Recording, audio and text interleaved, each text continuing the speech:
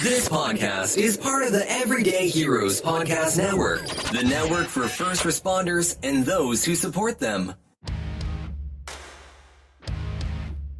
Disclaimer. All views expressed on What Makes Us Fire are solely those of the person or persons giving them.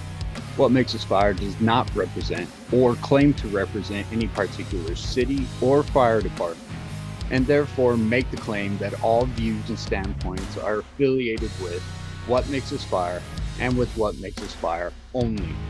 Any mention of certain fire departments or cities within the interviews are solely for informational and opinion-based dialogue. In short, if you have a problem with what's published, just say something about it and don't be a Richard.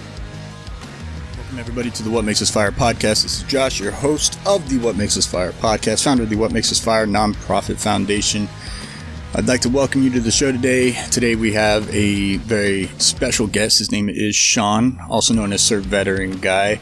Now, Shawn is a individual that is a veteran, but he has found and created a tool set, I guess you can call it, to help his fellow veterans battle the fight within. And what I mean by that is he is helping his fellow veterans get out and get through PTSD, depression, and anxiety coming back from war or getting out of the military. And all that includes. He's written a book about it. He's sharing his story across the nation.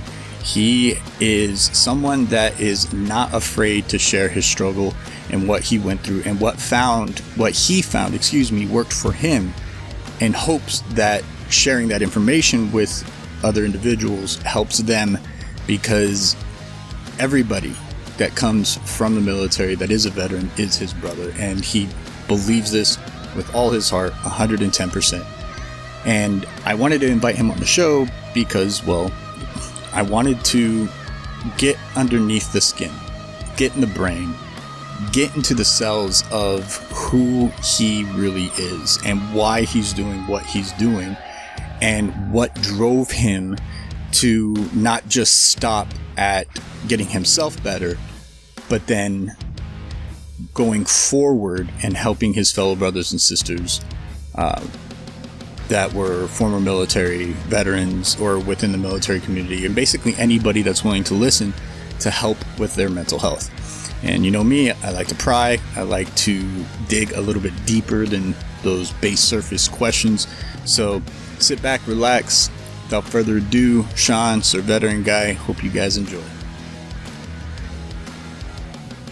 So I don't understand the whole seasons thing. So I think you'll be episode either 70 or 71 or something like that. Yeah. I've only been doing this for about a year and a half.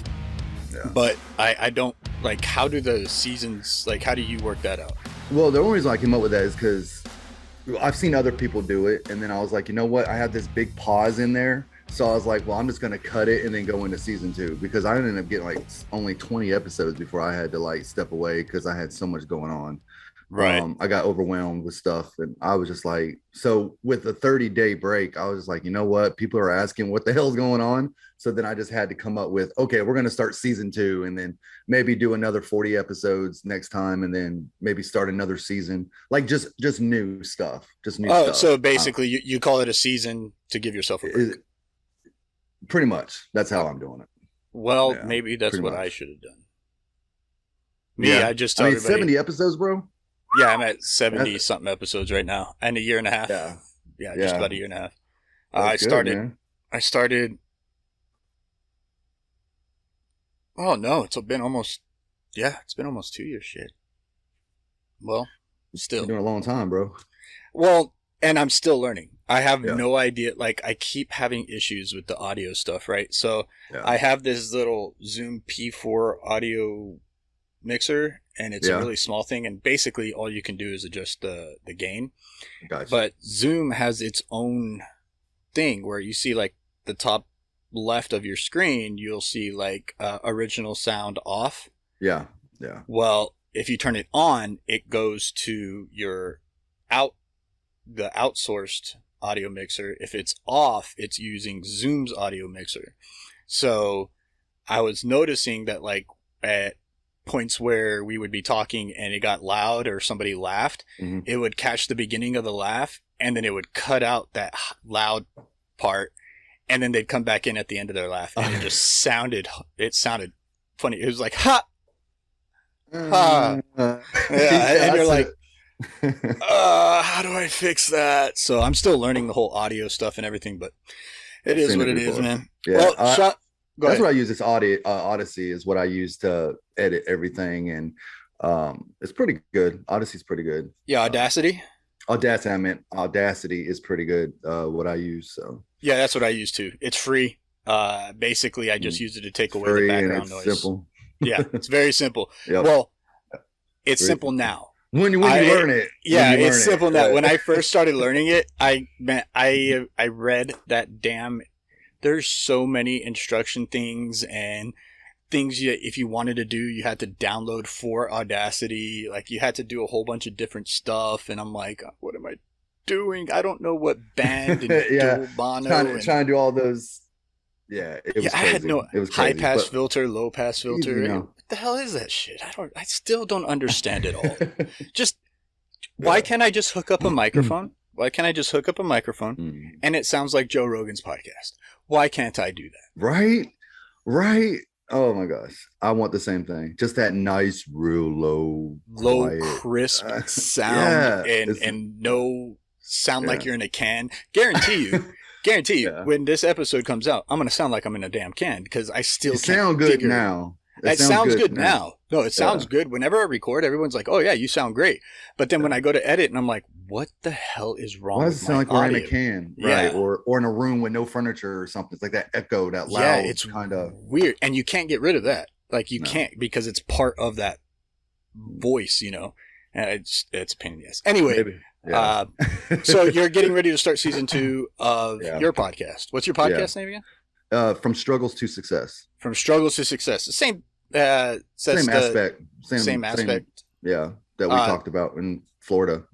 Basically the same type of, I like to talk to people from their struggles, coming up, either drugs, alcohol, suicidal thoughts, whatever. And then how did they go through all the challenges in life to where they are now? So it'd be like when you come on my podcast, we talk about your pain and your struggles and to how it got you to where you are today. Basically what it is. Yeah, well, ours are very similar in that. But with me, I like to... Well, first of all, I'm going to introduce you to everybody. Shawn, a.k.a. Sir Veteran Guy on social media. What Makes Us Fire. This is Shawn. Thank you for coming on the show, man. I appreciate you jumping onto the What Makes Us Fire podcast. We met via... It wasn't necessarily we met on social media like I've met a lot of my other guests. We actually met in person first. Yeah. I knew who you were on social media, but we never really conversed until we met in person in Florida for the meetup in Florida benefiting Tackle 22 Fishing. And I was the MC there, and you and I have a mutual friend, Frankie from Soldier Solutions, and we introduced ourselves, and he couldn't say enough good things about you. Yeah. He was very happy that he was going to be sharing a room with you. I don't know what you guys did together. And that's between me. What happens in Florida stays in Florida, right? Apparently. He's a big dude, though. He's a big guy, yeah. Yeah. Anyway, we met in person, and we hit it off. We had pretty good conversation. Granted, everything was hectic. We were running around. Everybody was doing something. Somebody had to be somewhere else and all this other stuff. But we hit it off pretty good, man. I knew about your book. Several people actually told me about your book, and they're like, yeah, you need to get this guy on your podcast. He wrote a book, and he's doing something similar to what you're doing. And, you need to get him on the podcast, get him on the show, and kind of pick his brain a little bit as to how and where he came from, why he did all this. And I was like, yeah, that'd be great. Who is he? I had no idea who you were. Right. But I first, before we go further, what possessed you? Now I know you have your own podcast and everything, but coming on to other people's podcasts, like what possessed you to say, you know what? Yeah, I'll do your podcast, or what's your bar that somebody has to meet for you to be a guest? I really don't have one right now, man. I enjoy, first of all, I enjoy watching other people grow. Like there's no, that's real talk, man. You know, uh watching somebody else be successful or doing what they do, that's always a good thing for me. I've never been one as far as competition goes. You're doing your thing, I'm doing mine. It is great. Second, it's another way for me to get my message out, right? It's another way to speak to your audience or people that listen to you, because not necessarily we have the same audience. Maybe you have people that listen to your podcast that don't listen to mine. And so just another way for me to get my message out. So there's really no particular, as long as the podcast is, I mean, I've been on multiple podcasts, bro, all the way from patriotic type stuff to, what's going on in America to mental health to veteran stuff. So I got a couple lined up now. So it's just, if it's a good person, if I relate to them and they got a good message and it's a good platform for me to get my message out, then that's what I'll go to. No particulars. It sounds like you're taking it. It's more than one reason as to why. Yeah, pretty much. Just it really boils down to get my message out to other listeners and other audiences such as your audience. And we're gonna get to that message, but I have so I don't really have like a whole format of questions or anything like that. I don't know if you listen to any of the past podcasts, but I do like to delve into your past before we get into what you're doing now. And there's a reason why I like to do that. There is something to be said about who we are as children and what we are experiencing up to the point where we start realizing and start becoming cognitive and aware of our being, ourselves, our mental health, right? What was it that hit and we're like, holy crap, I'm suffering from this, or I've done this. And sometimes all this started back when we were kids, right? And we develop how we think and who we are when we're children. And then we take that into an adulthood and sorry, there's a damn airplane. I'm hearing jets. Yeah, so I live close to Ellington Field here in the Houston area, which is the airport that the presidents fly into right next to NASA. So they'll be coming in and out. That's fine. I actually enjoy the sound of jets coming by. I always wished I lived by an airport. I would probably watch planes take off and land all the time. They got Apache helicopters. We get jets. We get all of them. But it's interesting to hear how we use that mindset into our adulthood, and why do we not adapt to not allow struggles to take over us, right? And it's usually tied to something that happened to us way back when, and not necessarily what happened to us that caused any certain type of issue that we might be experiencing. So in saying all that, where are you from? Give us a little bit of a history of Sir Veteran Guy before he was Sir Veteran Guy. Like, where'd you grow up? What was the family life like? What was school life like? Relationships, all that kind of stuff. And I might stop you and ask a question, and I like to pry. That's fine. That's fine. I'm very open. So I was originally born in Indiana. Little small town called Newcastle, Indiana. Didn't spend very much time there because by the time, my mother got pregnant by a man that pretty much assaulted her, and then she didn't stick around with the guy. The guy left and all that, so it was just me and my mom. I was like 6 months old, and in Indiana, and she met my dad, who's actually not my bio dad, but I call him my dad because he's all I know. And he was in the Marines. He did 4 years in the Marines. And as he found my mom and they hooked up, they actually got married, and then he got out of the Marines and then joined the Army. So Army brat growing up. Yeah. We left Indiana, went to Germany, stayed Germany many years, traveled all over the country, man. Lived in California, Colorado, South Carolina, where I'm now, Tennessee, Kentucky, like everywhere, bro. Just imagine, Army brat, right? We just travel everywhere. And so as a child, as a kid growing up everywhere, not really having a certain amount of type of friends, like it's crazy. I watch my kids now and they grow up with friends that they grew up with for 10, 11, 12, 15 years. And I never had that, because we'd stay somewhere 2 or 3 years and bam, we're gone. To another 2 or 3 years, bam, we're gone. So I think I think having that inconsistency of friends was a big issue part of my life. I was diagnosed with ADHD when I was a child. That happened at 7 years old. Started taking Ritalin at 8 years old. My mother put me on Ritalin. She was a very emotional, abusive woman. She was an alcoholic. My father, even though he was in the military, he was a very abusive man. He, very mean man, very mean, abusive man. He used to beat on my mother. My mother was a drunk. She would, not necessarily beat on us, but she would just emotionally abuse me growing up. You're stupid, you're dumb, you're worthless, and da da da da, and just all the time trying to prove myself to my mother because she just always said I was dumb. And she's like, here, take your medicine. That was the cure. Take your medicine.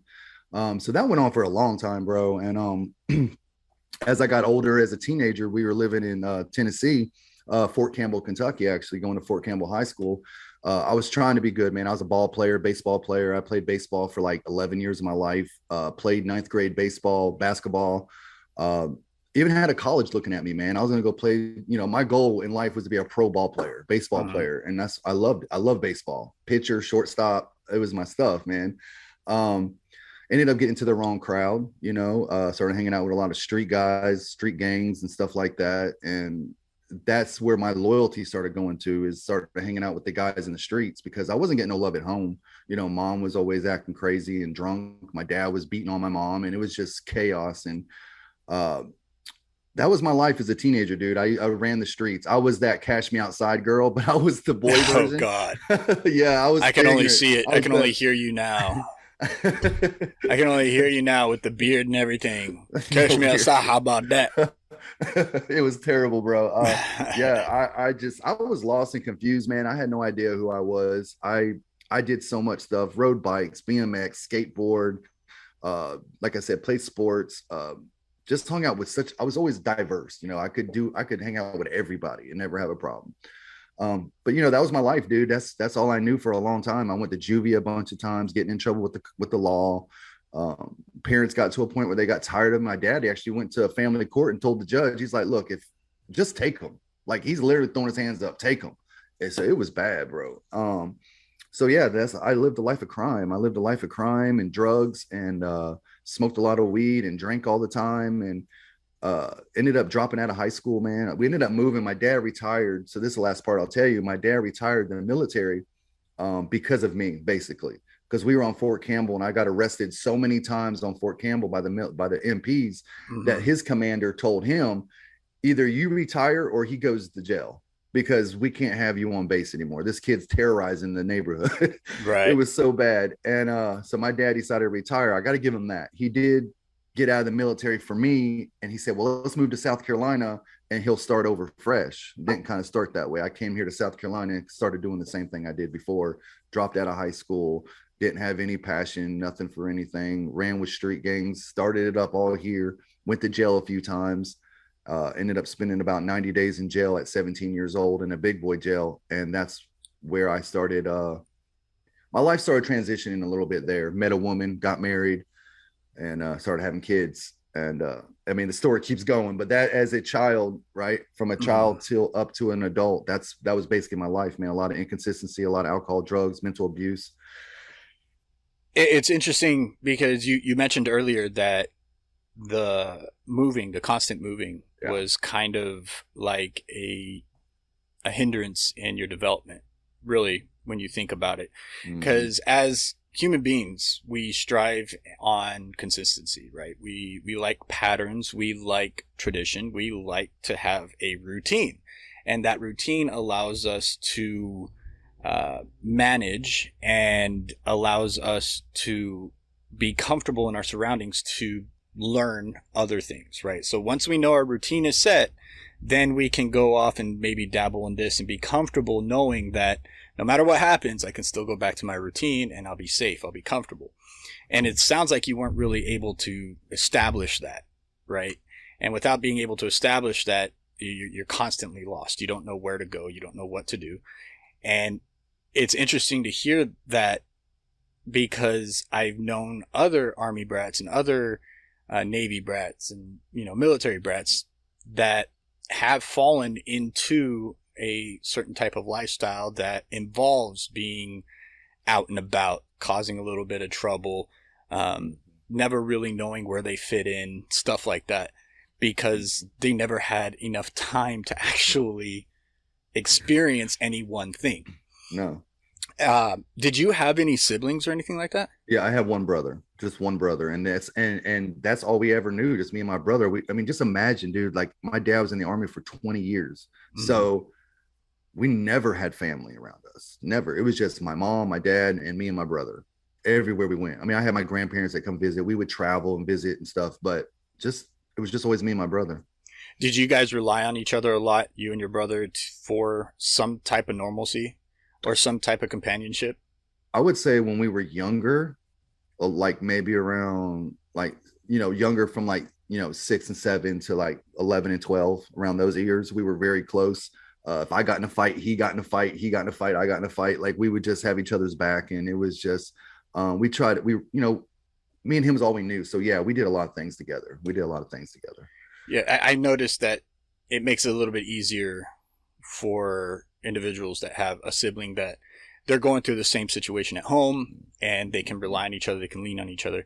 And God knows what may have happened had you not had that, because then you would have been completely like, who do I share this with? Yeah. Like literally nobody is going to understand what I'm going through, because nobody's going through it with me.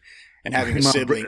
If my brother was here, he would tell you that he had it bad, because I took a lot of that too, man. And I'm ashamed to say this, but I was a mean big brother for a while, because like, a lot of the pain that I was going through and the struggles, and I didn't see me and my brother were treated different too. Like I would always say I was the black sheep. He was the smart one. He was the one making the good grades. He was the one that, was more responsible. He was younger, but more responsible. I was the older one that's out of control. And so I took a lot of that on my brother, man. I used to be pretty mean to him.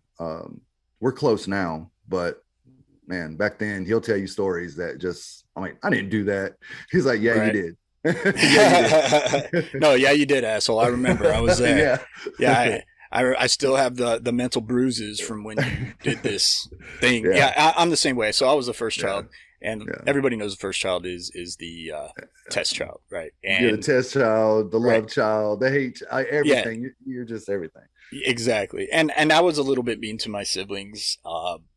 Same thing, right? Taking out my experiences and what I was going through out on them, because it was easy. It was easy, right? Can't do it to my parents. Easy to take it out on my siblings, Yeah. They beat me at a video game and I'd punch them in the arm, It's like, exactly. don't make me feel any worse than I already feel. But lock them in closets for a couple hours and stuff like that, Right. You're going through elementary school and you're going through school, and obviously you're young enough. You're still young enough that you're not really comprehending. The norm is you're constantly moving.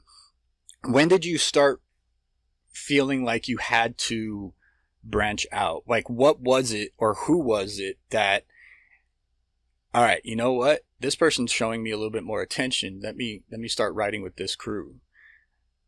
Like, do you remember that? Do you remember when that was? I think for me, mainly is because I was coming up in the 90s, and I know you're younger than I am, but I was in the 90s. I came up in the 90s. I came up in the 90s. Okay. Yeah. Okay. So you remember when the rap, the hip hop rap come out, the gangster rap, Ice Cube and Eazy-E and Bone and just all of it, right? We were influenced as kids. Like we were really influenced with a lot of gangster rap.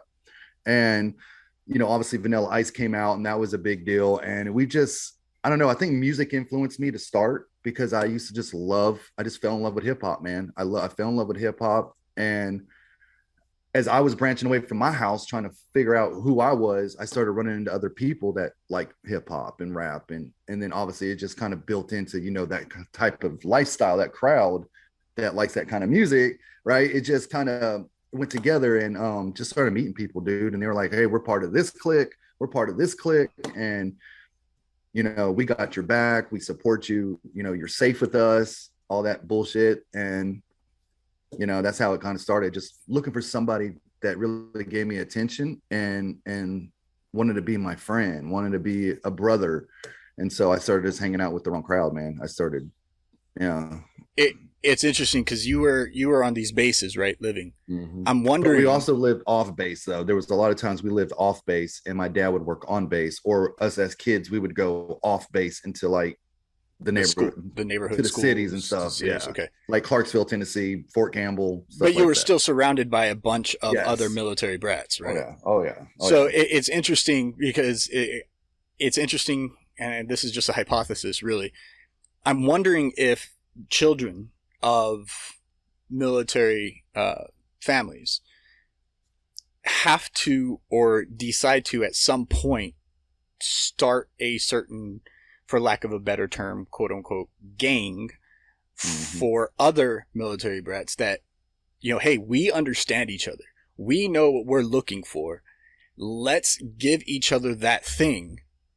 And while we're doing that, we'll adopt this type of lifestyle. We'll adopt this type of lifestyle, and then move forward with that. I'm wondering if that's more prevalent within the military family community because it's almost a necessity when you're a child for that development, for that wanting of belonging, because you're constantly moving. Hey, here's some people that understand what's going on. And it just develops a lot faster than, say, somebody that was not a military brat and is kind of just going through the same routine every single day. They have the same friend for years and years and years, and it just that develops a completely different way. But when you're looking for something fast and easy and it's getting you what you want, I'm wondering if that develops faster within the military family community than it does within the Gen Pop community. I feel like you hit it right on the head, man. Like you're tracking, dude. That's exactly what it is. I mean, 90% of the kids that I've met on these bases and we were growing up, we were all the same mindset. All of us. We didn't look at the military like, oh, that guy's in the army, or oh, it's a big deal. Like, because we see it every day. It wasn't fascinating.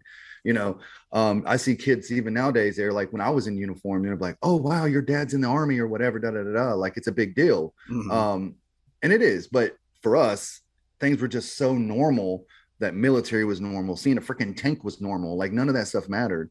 And then meeting other kids that were going through the same struggle that we were, I think we just instantly clicked, man. It was just like that. All the kids on base, and I guarantee you, most of the military brats that you've talked to have similar stories. Bad crowd, hanging out with bad kids, ended up doing drugs, whatever. Because it's just so much inconsistency in our life. There's no either mama's struggling because daddy's always deployed, daddy's always gone. He's never home, and then the mother tries to cope by alcohol or drinking or whatever, and then she ignores the kids, and then it's just the kids are chaos. So I think you're right, man. I think for all of us military brats that grew up in that system, I say in the system, government system, we just didn't know what the hell we were doing, and we were just trying to fit in. And I think that for me, unfortunately, fitting in meant hanging out with gang members and stuff. Now, I've heard, obviously we all know about gangs, but like gang members within a military community, that just, it blows my mind, right? It blows my mind to think that, like, but it also makes sense because going back to my original hypothesis is they develop something because they need or want something from a community, from a person, from a human being. They want understanding. And so why don't we develop this, like I said, quote unquote, gang? And not all the time, just not all the time gangs. Sometimes it's, just people that have same interests and all this other stuff.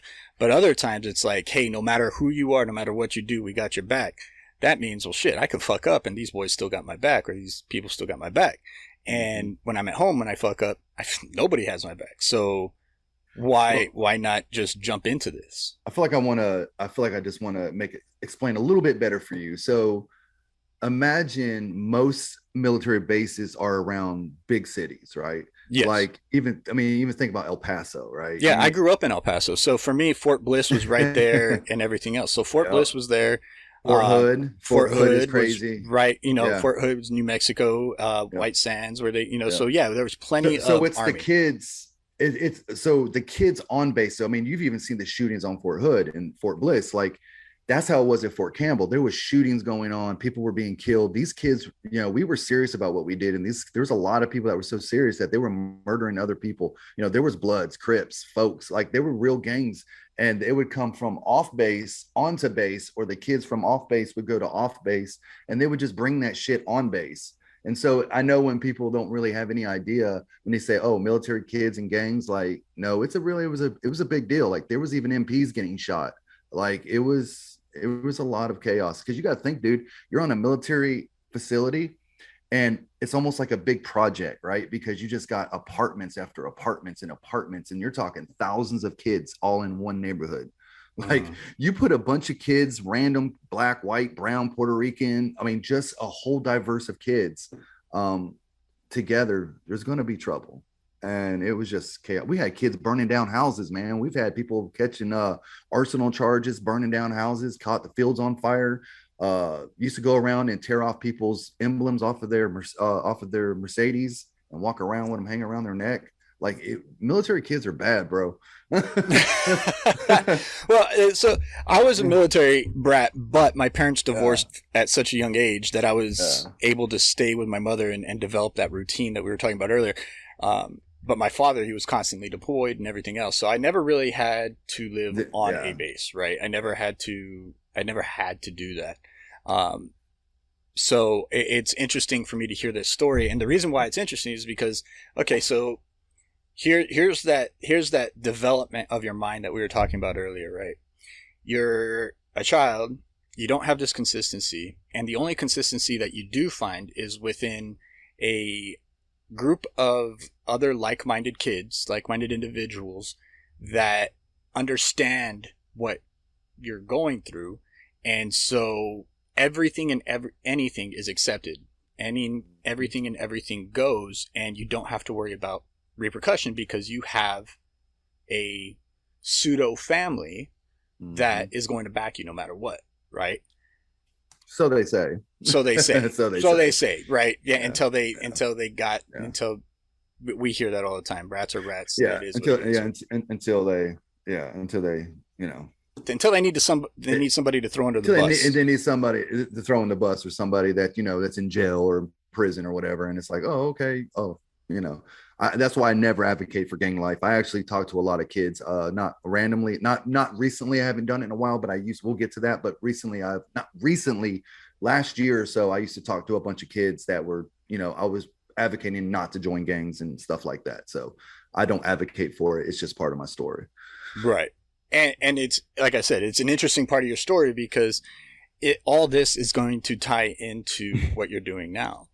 Now, as you're getting older and you're going through high school and you're getting into trouble, you've been to juvie a couple of times, you went to jail, and it's interesting because usually when somebody goes to juvie or somebody gets arrested and somebody goes to jail, the idea and the hope is, hey, we're going to punish this person, show them what this lifestyle is going to put them into, and hopefully that deters them from continuing this lifestyle.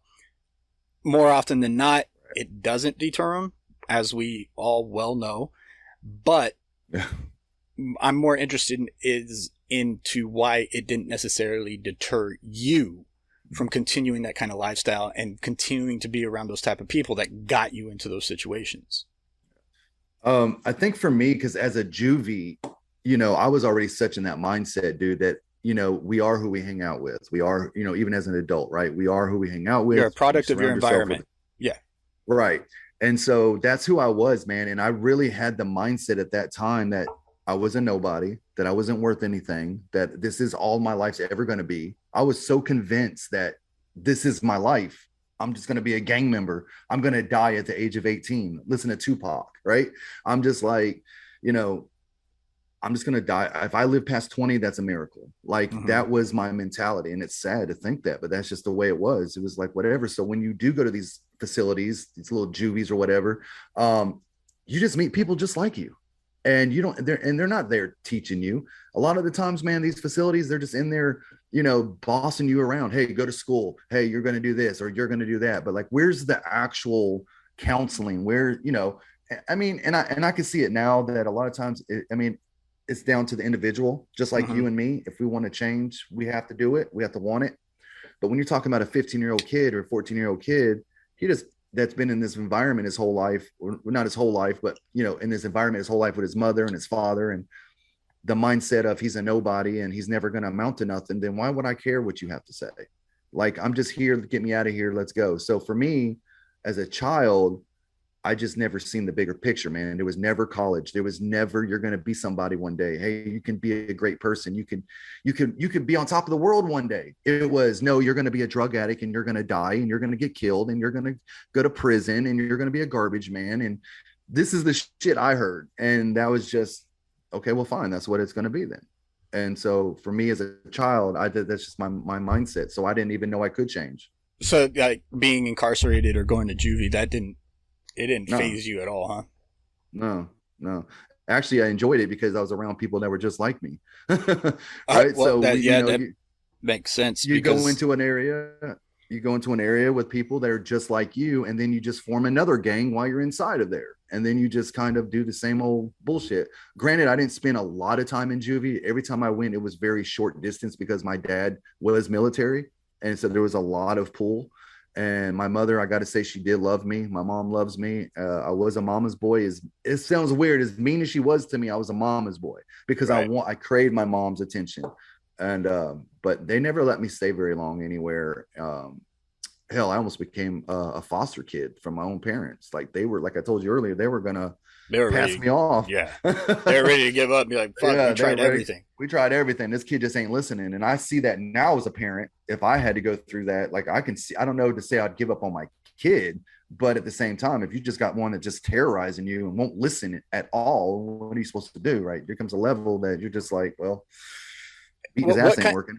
What kind of discipline do you think it would take, or would it have taken, excuse me, what kind of discipline do you think it would have taken for you to actually make that choice to change? Or what do you think, I mean, obviously this is a looking back, retroactive, totally hypothetical question, but looking back at it now as an adult, what do you think it would have taken for you to change earlier?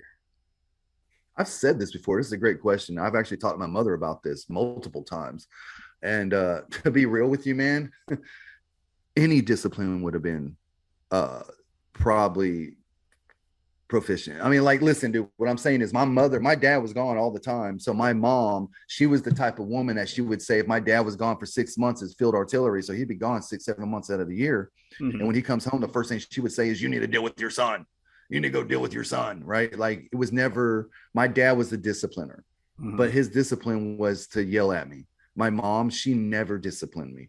She did as a child. She, tried to spank me or whatever, or yell at me, but all they ever did was screamed. That's all they ever did. And they got to a point where as I got older and the teenagers and watching my dad be abusive to my mother, I was just like, do you think I'm going to listen to you? Like, you're not going to tell me what to do. I was very disrespectful, and there was nothing they could do to stop me. So the fact is, there was no discipline, bro, at all. I pretty much did what I wanted. On the flip side of that question, do you think more attention, love, praise would have changed anything as well? I think so. I think that, and I talked to my mom and I tell her she did the best that she could. I don't hold grudges, and I'm not like, oh, you're the worst mom in the world, because there's so many kids have it worse, right? Right. But I think that if things would have been different and her life would have been different, and I think that if she could have showed me a little bit more positive emotion, if I could have had a little bit more from both parents of, hey, you can be somebody great, you can do something good, I think that just that would have made a difference. My mom always told me I was a good kid. Like, she always said, she always said I had a good heart. She always said I was a good person. Like, she just seen that. But I allowed my environments to never show that, because in the streets, you can't have a soft heart. You have to be hard. And I just never allowed myself to be soft. But yeah, I think if my mom and my dad, if they would have just showed me a little extra, just a little extra, just been like, you know what, it's not the medicine, man. You're not on medicine because you're stupid or because you can't sit down. We want you to take this medicine to help you concentrate. You explain what my condition is. You're just telling me I have ADHD and ADD and all this stuff. And like, I don't know what that means. Right. All I know is I got to take a pill or I can't do schoolwork. And I've already told you 100 times that every time I take this medicine, it zones me out. Like everybody knows the opposite of ADD and taking Ritalin or Adderall is the opposite effect. Like it's speed. So it shuts you down. And I used to be a freaking zombie, bro. I'd sit in class like, and kids would be like, dude, what's wrong with you? Because I was the class clown. I was a goof. I was funny. I was class clown. I was just crazy acting, dude. And if I wasn't being silly in class, people knew something was wrong. And I'm like, yeah. Medicine, mom kicked in. And mom looked at it like, see, he's concentrating. I'm like, no, I'm not eating. I'm not socializing. I'm not talking. I'm just, so obviously there's something wrong, but right. You know, she never, I think if they would have just focused a little bit more in on me and maybe give me just a little bit more of encouragement, maybe I would have. So probably a combination of the two, a little bit more discipline and more attention and understanding, I guess, probably would have helped. Now it's easy for us to look back and say all that, and what that would have looked like back then for us to be better is all who the fuck knows, right? But as adults, we'd like to think, well, if I would have had this, if I would have been able to do that, if I would have received this, then maybe I wouldn't have had to gone through all the shit that I gone through. If I could have, would have, should have. Yeah, exactly. But it's interesting to hear because other people are going to listen to this and they might be military parents and they might hear this story and be like, oh shit, maybe I should try doing this.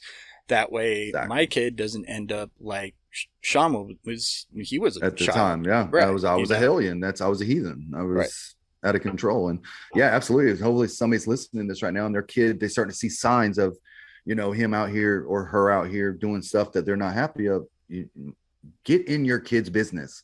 That's one thing my wife had to teach me, is that because I was always kind of step back, and we could get more into this, but she's more in their business. I'm more like the laid back guy.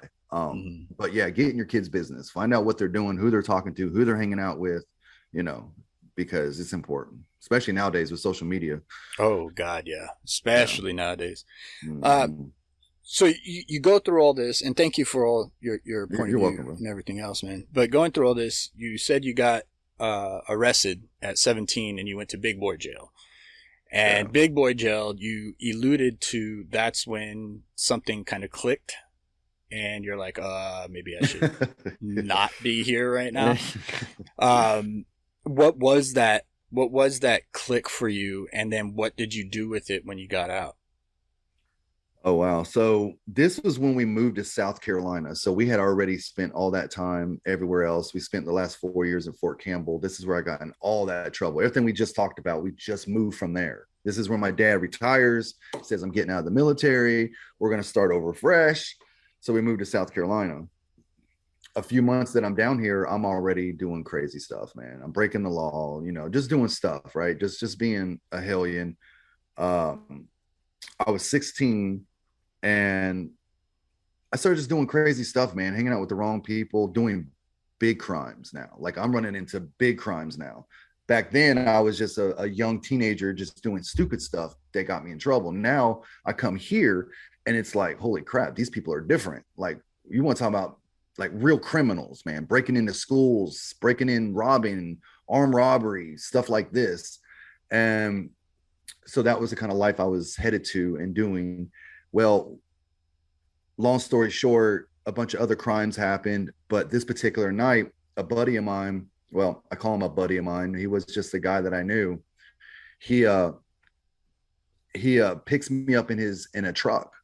And I think that we're just riding around. Well, I'm so arrogant and dumb as a young person that he's like, hey, pull over, bro. My license are expired, blah, blah, blah. He's like, dude, can you drive? And I'm like, well, I don't have a license either. He's like, oh, you be good, bro. He says, I got all these charges. I can't drive. Like, if you get pulled over, you'll be fine, blah, blah, blah.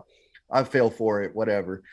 So I started driving. He's like, hey, bro. And I don't know how he talked me into it, but he said, let's pull into the golf course and let's cut some donuts in there. Let's just tear up the golf course. So no questions asked. I go into the golf course, man. I'm just cutting donuts. I'm ripping it up, man. I'm just tearing up the whole, I'm just, figure eights all over the place. And I messed up. I'm 17. I just turned 17. never really drove before. That's just never really did anything. And I ended up flipping over the truck. We jumped out the truck freaking out. I ran down the road, got some friends. We all came back. We pushed the truck back up. He got in the truck. He went and dropped it off and found out it was his grandfather's truck. And this guy's like 25 at the time. And I'm like 17. And I don't know. A couple days later, deputy sheriff shows up at the house and they arrest me. And I'm being arrested for, at the time, it's stolen vehicle, right? Or possession of a stolen vehicle. Which at the time was grand theft, right? Right. Personal property, damage to private property, and damage to personal property. So I had like 4 charges, dude. They took me straight to Darlington County jailhouse. They asked me how old I was. I told them I was 17. So they booked me into the big boy jail. That's why I call it the big boy jail.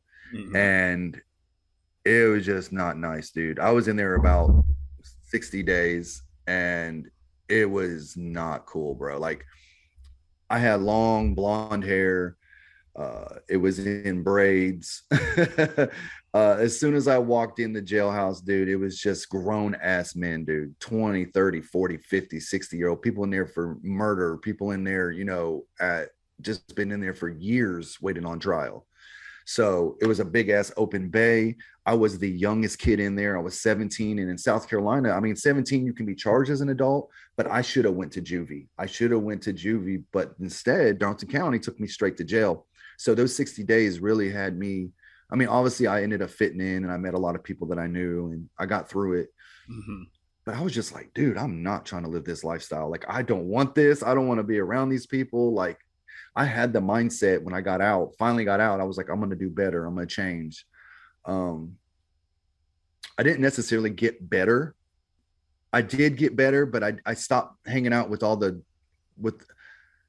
I got out of jail a few months later. I met a woman at a party, and a few months after that, we got married. So it was like a woman. Whoa, shit. Yeah. So it was like, I met a girl. She was young. She had a kid. We hung out. Things was good. She had her own place. She had her own car. She had her own job. She had her own money. So I'm just looking at all that like, wow, this is like, man, I hit jackpot, right? Mm-hmm. And I just moved in with her, man. I got tired of living at home. I just got out of jail. It was my ticket out of the house. So I did, man. I moved out and moved in with her. And then before you knew it, I would say probably 6-7 months later, we got married and she got pregnant. And that's how I ended up getting my 2 boys from my previous marriage because of her. But anyways, that's so basically the mindset changed from jail. I started doing a little bit better, but then what it really ultimately boiled down to is that I started having kids and I wanted to be a better dad. So that's when the crime stopped, is when I got married at 21 years old, or no, I got married at 20. Yeah. Wow. I know it's a lot of information, but yeah. It's a lot of information to kind of, so yeah. It's interesting because human beings tend to find a purpose for themselves to do better, right? What is it in life that is going to drive you to do better? And more often than not, it has nothing to do with us. Nothing to do with our actual self. Yep. It's to do better for somebody we care about, for our kids, to do better, to make sure that, you know, you get more money or whatever the case may be, whatever it is. As human beings, we look for an outside source to strive to be better people for that thing or that person. And it never dawns on us that we should be doing it for ourselves before we do it for anybody else, because right. There's still this idea, or there's still this process in our brains that doesn't necessarily change, right? We still have this idea that I can fall back to what I know if I fail or if it doesn't work out. To absolutely change, you need to do it for yourself first. And this is something that we'll get into a little bit later, but it's interesting to hear that it was a relationship, and then later on, of course, kids, that drove you to be like, you know what? I don't want to expose these people that I care about to this type of thing that I was exposed to. So you use that as a driving force, right? Yep. you get out at 17. So from 17 to 20, when you get married, that's how long you were with this individual, or? No, actually, so let's see. When I got out at 17, I might have the dates off a little bit because there was probably some time in there, maybe six. So I was about 18. So I met her when I was 18, got married at 19, and then from 19 to about 22. So we were married 4 years before we divorced. So it was somewhere around 18 and 22. Okay. 23. And so during that time, you're cleaning up your act, getting a better Working job, full-time jobs. Yeah. Right. Yeah. And during this time, at any point, did you feel like you were experiencing something that wasn't yourself? Right. Because here you are, right? You're changing, right? You're going through this process of trying to change your mindset, your routine, like we talked about earlier. You're changing this idea of what you knew to survive, and now you're trying something new to survive. At any point, did you feel like, man, this isn't working out for me? I'm very uncomfortable with this. How easy would it be for me to just, pick up the phone, call that boy again, catch a score real quick, make some easy money, whatever the case may be. Yeah. Did you feel like that was still an option for you during this time?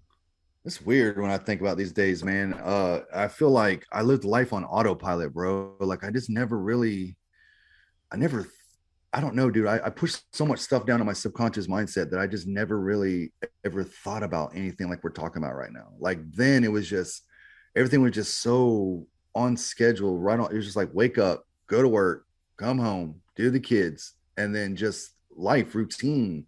Never took a moment to process anything. Mm-hmm. I just can't remember a lot of the things that I thought about back then, but I do know that I don't even remember even wanting to be nothing better, like nothing greater. Like all I ever thought about was just making money, going to work, making money. Like that's all I ever knew, was just going to work, making money. I can't really even answer that, man, because I just never really looked at myself in no other light than I just knew I had to work and I had to make money and I had to support my family. Like I'm the man, that's my job.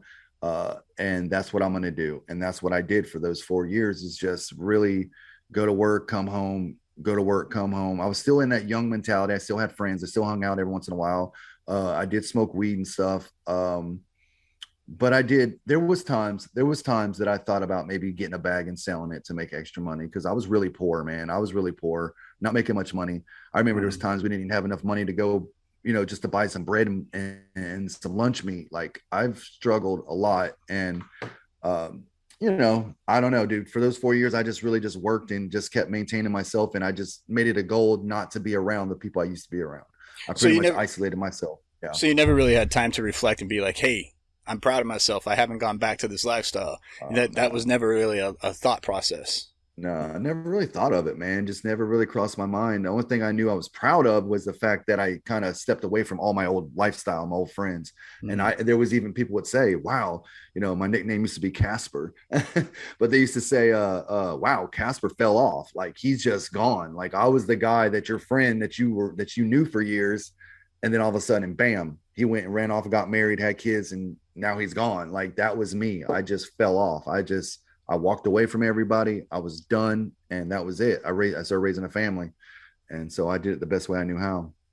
That lasted about 4 years. It's interesting because you have this, you start having a kid and you make up in your mind, I'm going to do better. I'm going to take care of my kids. I'm not going to do this. But then you never give yourself the recognition of the fact that you actually did it. No, right? Absolutely not. So how do you know you actually did what you set out to do if you never give yourself the recognition to do it? Right? It's weird. Yeah. It's this whole weird idea that, hey, I'm going to be a better person. I'm going to make sure my kids don't have to want. I'm going to do everything I can. I'm going to be this better individual. And then you get into it and you totally forget, like you forgot that you were this person before. You don't give yourself the recognition that you're not that person before. But at the same time, you fall into almost this routine rut as well, that you're not striving, but you're not failing either. You're just you're just kind of just there. You're just there. That's the word, blah. Just kind of autopilot, just it, blah, like a robot every day. Same thing. No thoughts, no thoughts of career. Well, no, I do got to take that back. I just remembered something. I did have a passion. I had a passion to become an EMT. I wanted to be an EMT. I was going to work on the ambulance. So I did have a goal, and I went to EMT school. I took everything. I did the practicals and I passed everything. And I was going to be national registered EMT. I was going to be a paramedic, man. That was that was one of my huge goals, but I couldn't pass the damn written exam. Every time I took the written exam, the first time I failed it by 2 questions, bro. So I went back and took it again and I failed it by 1 question. And see, at my mindset this time, I was like so mad at myself. Right. And they're like, dude, you're fine. Like, just keep taking it. Like you're right there. Just, somebody offered me a job at a plant making like big bucks. And so I went to work and I just kind of left all of this. I left it alone. I walked away from it. And I had people calling me saying, hey man, when are you going to take the refresher? When are you going to take this exam? And I just never followed up on it, bro. And before you knew it, a year went by, 2 years went by, 3 years went by. And then they send me a letter that says, hey, now it's been so long that you have to take a refresher course to even take the exam again. And I'm just like, wow. So I pretty much threw that whole thing away. I could have been a paramedic and I don't know, dude. That's just part of my story where I just never followed through with anything, right? It was just, I don't know. That's how close I was and I didn't do it. Well, you got to remember, you were also at that time thinking about supporting a family. So here's this opportunity with some money involved and an opportunity to support your family and not have to struggle to support your family as much as you're struggling to pass an exam. And so, yeah, I mean, shit, it's not unfathomable to understand why you would take that opportunity to support your family. Yeah. And, I don't want to say you gave up. I think what you did is you took advantage of a situation that was benefiting your at the time goal. And at that time goal was, above all else, support your family. To get paid right. And find a job. It's like one of these things where I talk to people and they're like, yeah, I'm just 1 semester away from having a master's. And it's like, what are you doing? Go get it. Go get it. Like, what's stopping you? And so that's where I was at. 1 point away from being a certified national registered, EMT. And I could have gone on to bigger, better things, but obviously life had a different plan, but you took advantage of a choice, right? And that and it went a different way. It all comes down to what our driving factor is. I think when it comes to those kind of choices, those career choices, those life choices, yours was above all else money, family, and here's an opportunity to appease that goal, and yeah, you took it. I don't know. I down myself about it because I look back now and I'm just like, dude, if I took all that time to go to school and be there consistently, and I took the practicals and blew it out the water, like, the whole everything, doing the laryngoscope, popping the thing, like all of that, and intubating people, like I did it all, bro. Popping IVs, like I was really good at it. I had a passion for it. And I sit back and I think, like, why didn't I just go back and take that test again? Why didn't I go back and take that test again? Why didn't I make time? And I think if I really think hard enough, it probably boils down to time, right? Having a new job, making money, and probably taking the time off to go take a test was like, oh no, I can't do that. I can't take time off of work, right? So and then it just led into years and years and years later. But yeah. Do you chalk that up to a regret? Wow. I've always talked about regret and always talked about never having any, but now that we're bringing this up, I think I would, man. I think I would say that might be just a little something. I would say I'm disappointed that I was that close and I never did it. Yeah. I don't agree with the term of having no regrets, right? Because a regret is the outcome of a choice, right? It's a mistake that was made, or an outcome that happened from a choice that you're not good with. And you regret that you could have made a different choice, right?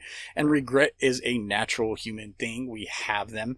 and there's nothing wrong with them. And I think that we look at that term regret in a negative connotation, so much so that when you ask somebody, do you have any regrets? The obvious answer that they're always going to say is, no, I have no regrets, because the choices that I made make me the person I am today. And that's true. The choices you made you the person you are today, but there's nothing wrong with having a regret in saying that, I think I probably made the wrong choice here, and I could have made a better choice to obtain a goal that I was going for. There's nothing wrong with that. There's nothing wrong with admitting to yourself that I have a little bit of a regret, disappointment in this choice that I made. I don't think there's anything wrong with that. I would say it's probably a regret on a certain level. Yeah, and there's nothing wrong with that. It's a human thing, man. Like I said, I use the term ignorance a lot, but a lot of people have an ignorance when it comes to certain issues, ideas, topics, whatever. But I don't say, like, when people are like, "Oh, you're ignorant," they look at it as a condescending tone. And like, when somebody says I'm ignorant on something, I'm like, you know what? Yeah, you're right. That term ignorant just means that I am not knowledgeable in, and I don't know about. So you're absolutely right. I'm ignorant on this subject. Sorry, but that's what it is. Teach me, show me. Yes, I am ignorant to this information because I don't know it. Right. There's nothing wrong with being ignorant with the actual term if you can admit it to yourself. Now, if you're trying to bullshit your way through something and you're ignorant about it, that's different. Right. That's a different story. It's like I'm ignorant on this on this discussion or this topic. I'm just ignorant to it. I don't have no idea anything about it. Yeah. Right. But being able to admit that instead of trying to act like instead of trying to bullshit your way through it, that's a different thing. Then you're just being ignorant. Then you're just being an ignorant asshole because now you're trying to bullshit your way through something you absolutely know nothing about. Okay. What was it? Now you're going through this, you got a job, you get the plant, you're starting to get some money. What was it at some point, your early 20s, I'm assuming, military, the idea of enlisting pops up. And it's interesting that it took you this long coming from a military family. A lot of kids, military families, there's two stories that I hear. Like my story. I saw what the military did to my family. Fuck that. Yeah, I can't do that to my future self, my future family. I cannot put myself in that situation. I don't know if I'd be able to survive having a family doing all these things that the military requires of me.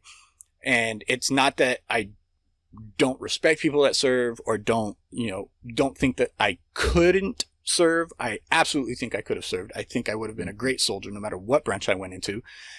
But I just saw, for me, I saw what it did to my family. And that was the driving factor of me saying, you know what? I'm going to follow this passion of mine. And if I have to, the military was like plan Z, like last plan. And then you hear the other stories where military is military. As soon as I graduate high school, while in high school, I'm in ROTC, JROTC, and then I'm I'm doing basic my senior year. Yeah. That way, come time to enlist, I'm already enlisting as, a higher rank than having to start from ground zero.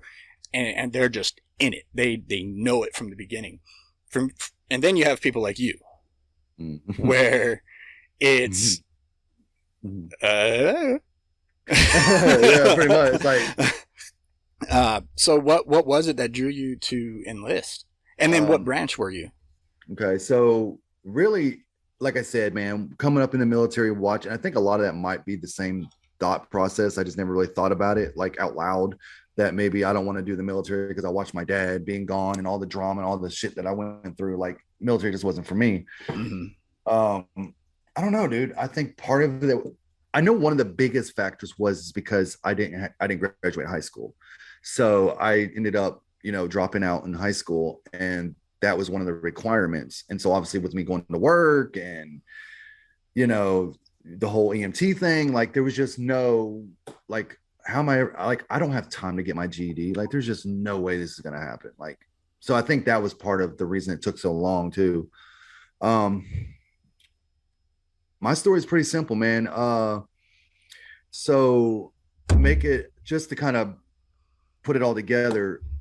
Me and the first wife didn't work out after 4 years.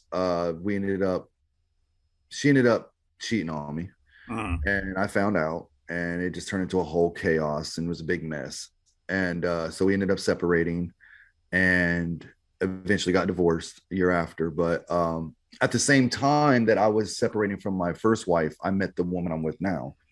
And we actually knew each other in high school, which was really weird. Like, I would say not high school sweetheart, but we did kind of hook up a little bit.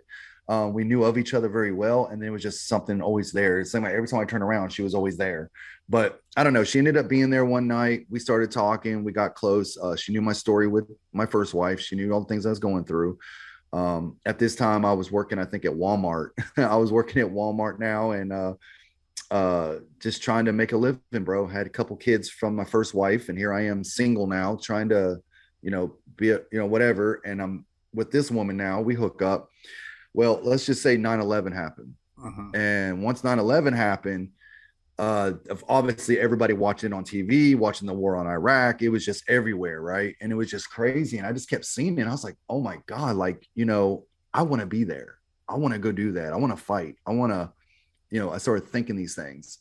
And so around that time frame in 2001 is when my first thought, right? But I knew I had to do different stuff to get to them. I knew I needed a high school diploma, or I needed a GED. So anyways, a couple of years go by, the war in Iraq still going on, 2003, it's out there fighting. And I decided one day I just want to go talk to a recruiter. It just popped in my head. I was like, what if I go talk to a recruiter? Like, I want to go straight Army AR.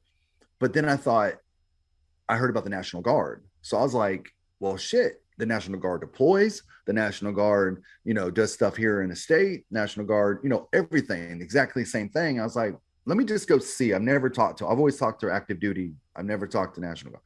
Talked to National Guard, walked in, talked to my man, Sergeant Blatemore, never forget him. And we had a long conversation, man. And the way he broke everything down for me, and the way he just made me feel like, dude, we could get your high school diploma. We could do this. We could do that, blah, blah, blah. He's like, you should do it. That's how it happened, man. And I was just like, he made me feel so good about doing it and feeling good about myself that I was like, man, I should at least go for it. So he did. He helped me get my GED. And I had to have so many waivers, bro. Like, I had gang tattoos all over my back, on my legs. I had to have those removed, or I had them covered up. I didn't score real high on my ASVAB, so I couldn't get really like a great job. But I did become a combat engineer, which is like infantry with brains. We just basically, explode explosions and stuff. But that's how it happened, man. It was 2004. I decided that I wanted to go into the military. So I went and talked to a recruiter, and he made it happen. And I thought, you know what? I'll do the National Guard because I got kids that are here. I said, and I don't want to just go into active duty like my dad did, because, what if I get stationed somewhere and I can never see my kids? So that was the driving force to stay here with the National Guard, not knowing I was going to do 5 years active duty and all this other stuff. But yeah, so that's what it was, man. I think I ran out of choices, bro. I ran out of choices. Something was poking me saying, you know what, if you want to be better, if you want to do something that's worth it, if you want to have a meaning to yourself, like, do you want to do something you're proud of? My dad's sitting over here. Well, he'll never make it. He won't graduate. He can't make it through basic. Like, oh my God, like, just the negativity around me was my fuel. It was my fuel. And I said, you know what? I'm going to go to basic training, bro. And I am not graduating. I'm going to shove it in this man's face. Like, you ever been so passionate about something because somebody said you couldn't do it? You can't do it. Yeah. Oh my God. It's like, oh my God, I cannot. And I even told the drill sergeant one day, I was like, you could push me as far as you want, Sergeant. I said, because drill sergeant, you can push me as far as you want. I said, because I'm not going home, not graduated. I was like, it's not happening. It's not happening. So you can make me do 1,000 push-ups and I'll do it. Like, it doesn't matter. Right. So I know a long story again, but that's kind of what it drove down to, is that 9/11 happened. That gave me the momentum to want to join the military. Mm-hmm. And then also just wanting to find purpose again, man, wanting to have something to be proud of. Let's not take away the recruiter's ability to And do what a recruiter does, right? yes, yes, he And did. and that's something that I would love to talk to a recruiter one day about what it is, what kind of training they go through to become a recruiter. My father was a naval recruiter for a while in New Mexico, in Albuquerque, Navy. Nice. There's Okay. no there's no ocean anywhere in Albuquerque, Yeah, New Mexico, I right? don't know. But here he is as a recruiter and everything, and there is definitely something to say about how you talk to individuals that are looking for a purpose or something, looking for something, or just dabbling in the idea of.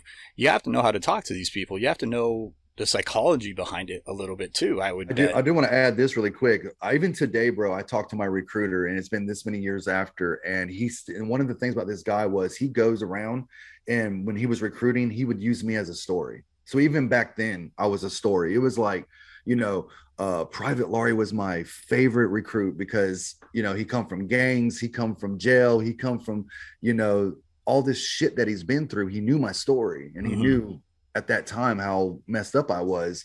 And he's just like, wow, to get this guy to who he was and who I was now, to be a two-time combat veteran, awarded all these medals and shit. Like, he's just like, I'm so proud of you. And I'm like, it was all because of you. You taught me into it. You did it. A recruiter, I would say, there's shitbag recruiters, but then there's good recruiters. A shitbagger's recruiter doesn't care. Just get him in. He's just a number. Right. This recruiter, Sergeant Blakemore, he literally cared about me. He wanted to see me do better. He put everything he could into it, and he made it all happen. He could have easily said, this guy's too much trouble. All these damn waivers and this and that and blah, blah, blah. Like, he took the time in, bro, and made it happen. So, well, that again, there's a lot to say about recruiters and what they do and what kind of take they pursue when talking to potential recruits, and I'm sure he's not going to approach every recruit the same way he approached you, right? Because your story was unique, so to speak. And so I don't know. For me, it'd be great to have a recruiter. I mean, I had to have all the waivers, bro. Even the jail, I was charged as an adult, so it was on my record at the time. And, right. But he even helped me go through the PTI program, which was, which was all part of getting my GED, getting my record expunged and doing my community service. And like all of this played in because it was years I was going through this stuff. And I don't know, he was a very good guy, man. And he made it happen. But to break it down, that's why I joined, bro, is because I was just tired of where my life was at and 9/11. At any point during your boot camp when you're starting all this, right, and here's all these waivers, here's all these loopholes that you're going to have to jump through, here's all this red tape that you got to break down, you're in recruiter or working on it, you finally make it to basic, you're going through basic, you have a father that's being a dick, and all this other stuff. At any point in time did you think, well, maybe this is a little bit more than what I bargained for? Multiple times, yes. It's funny, my nephew just did what you said, how the people, he doesn't come from the military. I mean, his grandmother's military, but my nephew, he graduated high school, bam, turned around and he just joined the Air Force. And now he's doing Air Force training, and he just graduated. And I talked to him and I was like, how was it? He was like, it was fun. He's like, I loved it. I was like, that's right, you're Air Force. So that's got to be the reason. That's got to be it. God, because if you ask any Marine or any Army guy about basic training, we're going to tell you it was not fun. It was hell. And so my first 3 weeks is called Red Phase. And during those first 3 weeks, I swear, bro, there was times I wanted to quit. We say if you didn't want to quit, you're not being trained right, because everybody in there at some point is like, I don't know if this shit's for me or not, because this is crazy. Me being older too, bro, I was 24. I was 24 going against 18, 19, 20-year-olds. And I came in the top of my class in PT and all that. So I was very proud of myself. And, but dealing with these 18, 19-year-old old me, it was just crazy, bro. And me being older, it was more difficult, but it was great. It was great. Like, I wouldn't change a thing. So you did have these thoughts of potentially saying, yeah. you know what, fuck this. This was way more than I bargained for. It was way more than I thought it was going to happen, but I just kept remembering my dad's comment, bro. That's what did it. I mean, besides the driving force that I wanted to do it, and I knew this wasn't going to last forever because I knew how the Army life was. So many people think that you go to basic and AIT school and they think this is the military life, like this is what it is. And it's like, dude, no, it's not even close. You're literally on the first step. Right. You're training right now. You know, it's all in your mindset, bro. That's probably the first thing that I learned about, you know, your mindset, how somebody can literally, you know, when the drill sergeant's screaming at me saying, well, you're living off of mommy and daddy and blah, blah, blah, blah, blah. And it's like, motherfucker, I haven't been around my mom and dad since I was 17 years old. What are you talking about? Like, right. I want to be like, you don't know my story, but yeah, you hear all these stories of people that go into, they're like, oh, I'd never let anybody tell me what to do. And then of course they get in there and they get humbled real fucking quick. I've heard some of those stories too. And I, you know, as a kid, I was kind of like the same way. Well, no one's going to tell me what to do. No one's going to tell me blah, blah, blah, blah, blah, blah, blah, blah. But to be honest with you, had I gone in, I probably would have been one of the top. Yes, sir. No, sir. I mean, absolutely. What do you want, sir? Tell me what to do, sir. You want me to chew like this, sir? I will chew like this, sir. Like it comes to this. You remember that show Malcolm in the Middle? Yes. Okay. Yes, so the older brother goes to like boot camp or something. And there's a scene where they say he was the greatest recruit because he literally did everything exactly as told. So like a Forrest Gump. Yeah. Like there is a scene where they're in chow hall and he puts the food in his mouth and the drill sergeant's like, chew, chew, chew, swallow, take a bite, you know, and like, and that probably would have been me. Like I would have been that person, right? I would have been that person had I gone in, but because that's who you are, bro. I mean, that is a good soldier. Right. Doing what you're told. And that's what the military is about. People think it's a joke, but it's not. Like if they tell you to chew, chew. You know, it's about taking orders. And then as you grow and you get older and you get rank, then it becomes leadership on your shoulders to where you got to do the same for them now. So absolutely, bro. If drill sergeant says jump, you ask how high. Right. Like I'm not here to play games. Drill sergeant said, you know, private, go here and do this. Yes, sergeant. Yes, drill sergeant. Yes, drill sergeant. Like take orders is huge. No ifs, ands, or buts. No ifs, ands, buts about it. Get your ass up, do what you're told, and go. And if you can't do that at all, no matter how much they're screaming at you or putting their finger in your face, then maybe it's not for you. But what was your designation when you finished? What do you mean designation? What was your job? Oh, okay. So when I went to Fort Leonard Wood, Missouri, 2004, went to AIT school for 12 Bravo, which is combat engineer. So that's what my MOS was, 12 Bravo. And again, like I said, I joined South Carolina National Guard. So my outpost was here back in South Carolina with a unit that was out of Columbia. So, that was my unit here, South Carolina. Explain to everybody that doesn't understand National Guard compared to enlisted, because I think there's a misunderstanding as to what that is, right? Because we hear Army National Guard, and then we hear Army enlisted, and they're like, it's the same. It's the same thing, but it's not the same. So right. So active duty is what active duty is, right? You got active duty Marine, Army, Air Force, Navy. They have reserves and National Guard on every brain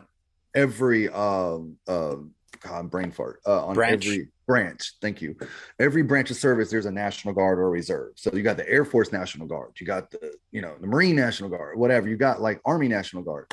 So basically, what we are is weekend warriors. But what it is you're just kind of like, you're that 3%, man. We train like the Army trains, but we do it 1 week in a month, right? You come together 1 week in a month and you do the whole training scenario, which is sometimes ends up being more than that because there's all kinds of other things that are going on.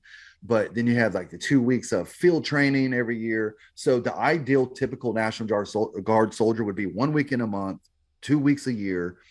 Now, does it work out that way? No, because we have a lot of other things that goes on through the month.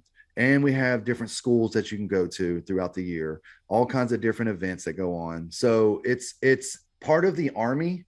It's like I think when it was first built, it was more of like the Army support. So it would be like the Army's in combat, the Army's fighting. Oh shit, we need reinforcements. Well, here comes the reserves. And then you got the National Guard, which is way different than the reserves, because we actually take care of we take care of foreign and domestic. Right. So which means if we got riots, National Guard's coming in. We got tornadoes blowing up houses, we're coming in. Hurricanes coming in. And if you need us to fight in a war, as you know, when Iraq popped off in 2003, National Guard was running the war. Right. We had 285,000 National Guard members in combat, and we've run the war since the beginning. So basically the Army was taking direction from the National Guard, who was running all these wars, because we're available like that, and they train us and send us. So, and that's interesting, the difference between a reservist and a National Guardsman. Yeah. Like a reservist is literally, hey, we need more people, send them. That's it. And National Guard is, hey, we need to pull you from your post on the mainland at home. We need to pull you from that post to go help us over here. So you're basically active military here in the USA is what National Guard is. Whereas a reservist is, yes, they're there. They are active in that they can be called upon, but National Guardsmen are literally, think of it as a soldier being stationed in Germany. Just think of National Guardsmen as stationed here at home. They're citizen soldier is what they call them, a citizen soldier, because throughout the week, you are in your civies, but you still represent, you still military, you got, it's just, you're just not on a Title 10 active duty papers until that weekend comes up. And so it's a little different, but it's definitely a good way to put yourself, to give back, to be part of a military, to still be there. And like I said, we'll get into it, but out of my 9 years, I did 5 years active duty time. So, I mean, it just tells you most of us that are in the Guard are going to get a shit ton of active duty time. So that's just the way it works, and plus you got AGR, which is active guard and reserve, which is the guys that do National Guard full time, which they are getting paid Title 10 full time. They're active. So they say, hey, what are, you're active. I'm in the National Guard. You're active Title 10. Yeah. AGR, which is just basically active guard member. So, so which means basically you're working as a soldier here in the States. Facts. Right. There you go. That's so when you finish basic and you get through your training to get your combat engineering as your MOS, how long was it after that you found yourself being deployed active duty or going to full active duty? 2004, 2 years. So it was roughly like 2 years. I graduated in 04. I got in basic training 04 October. Got out February of 05. And so from 05 to 07, I always get those dates mixed up, 06, 07, 07, 08. So 07 is when I went to Afghanistan. I got my orders in 06 to go to Iraq. So about a year later, I got orders saying I was going to Iraq. And that scared the shit out of me. Like, I'm not going to lie. And I don't know if anybody ever tells you they're not scared. They're bullshit. They're full of shit. If you've never done a deployment before, you're going to be a little nervous, especially if you're going to Iraq in 05 or 06. And so I was nervous as shit, man. I was like, oh my God, I'm going to Iraq. Like, I wanted this, but now I'm going, and like, I'm freaking out, but I'm ready, right? I'm ready. And so we had orders. This was towards the end of 06. And so as time was coming around and 07 hit, they changed our orders at the last minute. At the last minute, they come back, said, okay, everybody, we got the orders changed. I was like, what do you mean the orders have changed? They're like, yep, you guys are no longer here. Give us new orders. I'm reading it. They're telling us about it. They're like, you're no longer going to Iraq. I'm like, what? They're like, you're going to Afghanistan. And this was in 07. And we're like, what? And the rumor at the time was everybody was coming and saying, oh man, it's going to be fine. Nothing's going on, and nothing's happening in Afghanistan. They're like, because the news wasn't saying shit about it. Like, nobody knew what was going on in Afghanistan, right? All we heard is Iraq. Right. So I'm like, we're going to Afghanistan? What the hell's going on over there? Oh, it'll be good, man. Nothing's popping off over there. Like, it's fine. Obviously, we did our training and we started finding out that Afghanistan was just as much of a shithole as Iraq was. But that's what happened, dude. I had my orders in 06 to go to Iraq. They changed it at the last minute. And so I went to my got my orders to go to Afghanistan in 07. So they had my first tour, 07. Your first tour in 07. Now, I remember you saying you went into National Guard because you wanted to stay close to home, right? You wanted to see your kids and everything and all this other stuff. And then all of a sudden, here you are going active duty, right? And I'm wondering what that kind of mindset was, because now here's the idea that you had kind of falling apart a little bit, in that the plan to stay home but yet continue to serve so you can be close to the family now is being kind of crumbled a little bit. Now, of course you were aware that this was going to be a possibility, but and you went into it knowing that, but now here it's actually happening. It was definitely a little bit of an eye opener. I was like, holy shit, this is real. And it was more of a pain in the ass on the other side, where, you know, now my spouse is, or no, excuse me, my ex-spouse at this time is, you know, throwing a big fit about it, and it's all about money and child support and stuff like that, obviously. But we dealt with that. But yeah, it was scary, man. I had to explain to my kids that I was leaving, and it's just, the mindset was like, wow, I joined the National Guard to stay home, but now here I am leaving. Like, I knew it was a possibility, but I just looked at it like, you know what, it's going to be, you know, 12 months or whatever. I'll be back. It's not like 4 or 5 years in another state. Like, I'll be back. It'll be fun. Right. Like, so I just made it work, bro. Either way, it's just like, you know what, even though I was nervous and scared, and I was a little like, wow, I was ready to go. I was proud. So what was that first tour like for you? It was different, man. I tell people all the time. So I'm a combat engineer. I'm a 12 Bravo. Here's the thing, when they changed our orders to Afghanistan, even though since we had been actually planning to leave, and this has been months of us telling our families and letting everybody know, that they were like, listen, you don't even have to go on this one. This is strictly volunteer. Like, and the problem with this tour is we're not going as a unit. We're not going as a combat engineer unit.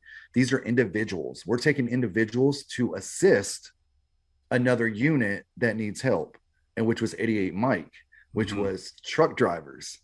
And so I've never done that shit before. I had no idea. All I knew was I was going to Afghanistan. So when I got to Afghanistan after all the training, I mean, we didn't even train in trucks, dude. Like, we just trained on fighting. And when I got to Gardez, they put us in with a unit. It was an 88 Mike unit.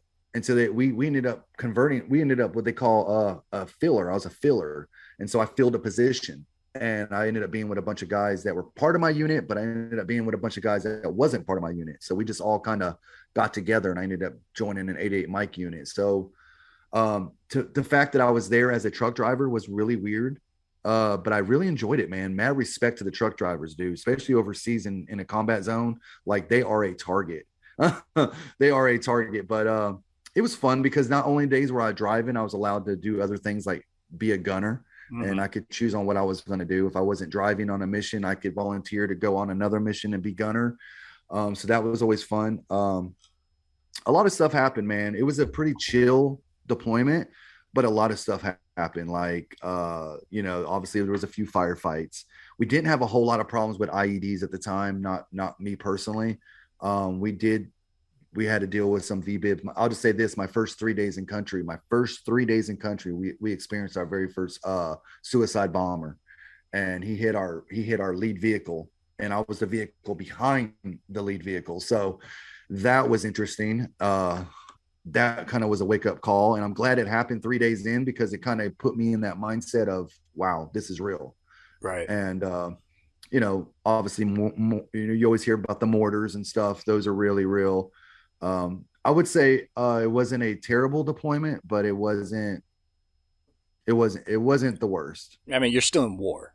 Right. Still in war. It was a different war for me. Yeah. You're still in active theater. I mean, we hear some crazy stories, and we hear some not so crazy stories. My last guest, or was it my last guest? His name is David Allen Stone. He's a country singer now. That's my brother. Yeah. Yeah. His first deployment, man, they had no idea where to put him. He just went everywhere. Yeah, terrible. I mean, like that was like his first deployment was Home Alone, basically. Yep. You know, but his second deployment was pretty significant for him. But it's interesting.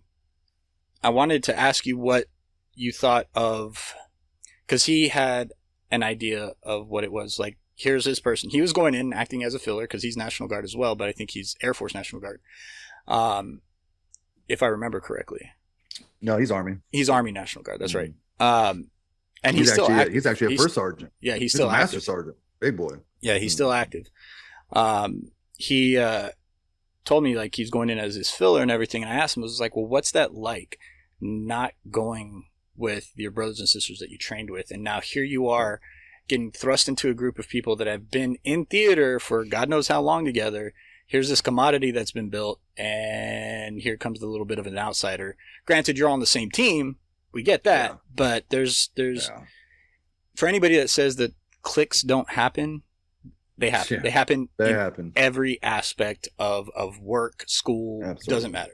So what was that like for you going into being your first deployment and now being put into working with a group of individuals that you had no idea who they were? Well, I'll just say this, man. I hadn't been in the unit that I was in very long, right? Because I got out in 2005, and then, we trained about a year together, but I didn't really know a lot of guys, dude. It was just at that time I was very new, and I was just very kind of quiet and just kind of learning. And I was only an E3 at the time. So really I don't know. It wasn't bad. It wasn't bad because I did have a few guys that I ended up. Okay, so here's the deal. When we ended up training, we went to Camp Shelby, Mississippi, to train for Afghanistan. And while I was there is when we built our family, right? Because we were down there for 4 months training, and all the guys that we trained with, we deployed with.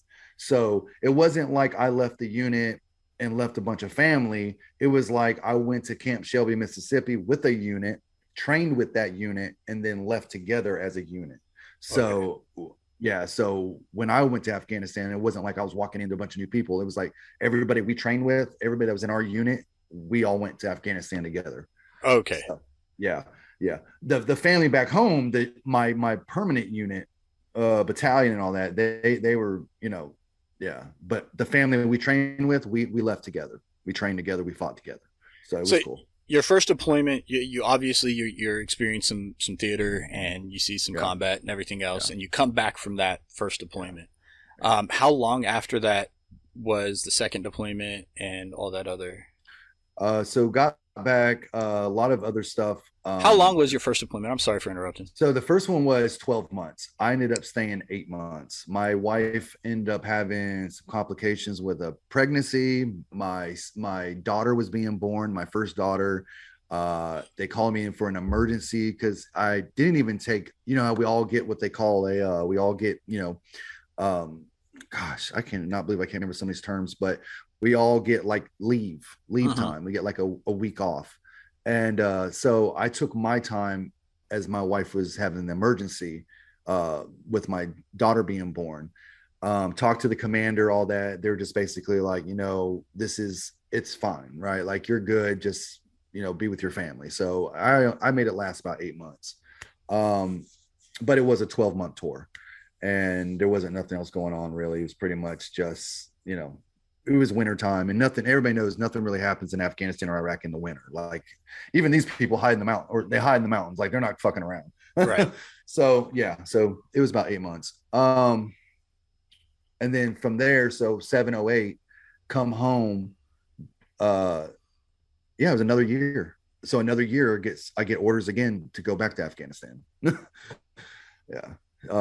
2010, 11. Were you prepared for that? Yeah, I was ready. It was actually pretty amazing because they were actually the unit that I was with at the time ended up transferring to another unit in South Carolina. But we transferred. I want to just go back one real quick. Did you know? You don't know this, but my brother, he joined the military too, and we deployed. He was actually in theater with me, so he was in a different. He has a hell of a story, man. Let me tell you. I can't tell you his story, but it would blow your mind to hear the stuff he went through and the way he was treated. But yeah, so as I was in Afghanistan 0708, he was in Afghanistan 0708, and we were kind of like in different areas. But yeah, I just wanted you to know that. That's pretty interesting that That two is brothers interesting. were in.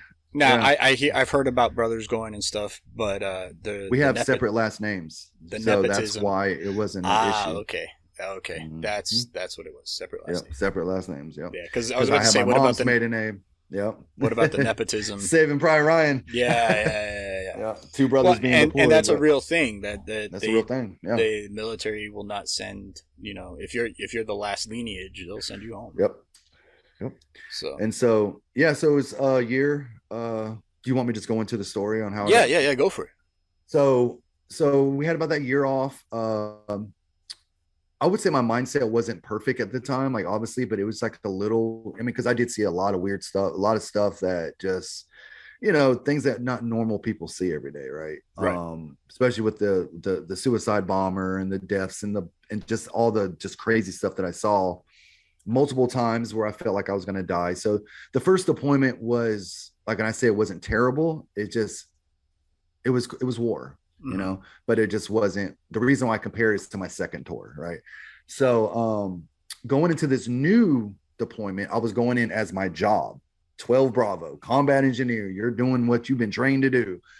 I was a little nervous, but I was also I was more nervous because of my job, because I'm training to do my job. You're route clearance now. Like your job is to go and find IEDs on the route, and your job is to protect everybody on this line and find those bombs and make sure that, all these other convoys are safe. Like, it was a very nerve-wracking job. And so I was just very nervous as far as that goes. But my unit I was with, none of them ever served in Afghanistan. So I would actually teach the class, and they would actually bring me up and say, hey man, this guy has already been deployed. He knows what it's like to be over there. Listen to, Specialist Laurie, let him tell you what's going on.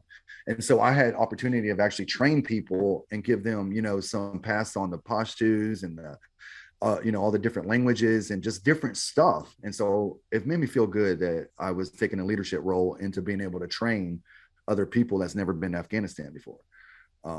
So that was interesting. That was cool. And it felt good to do that.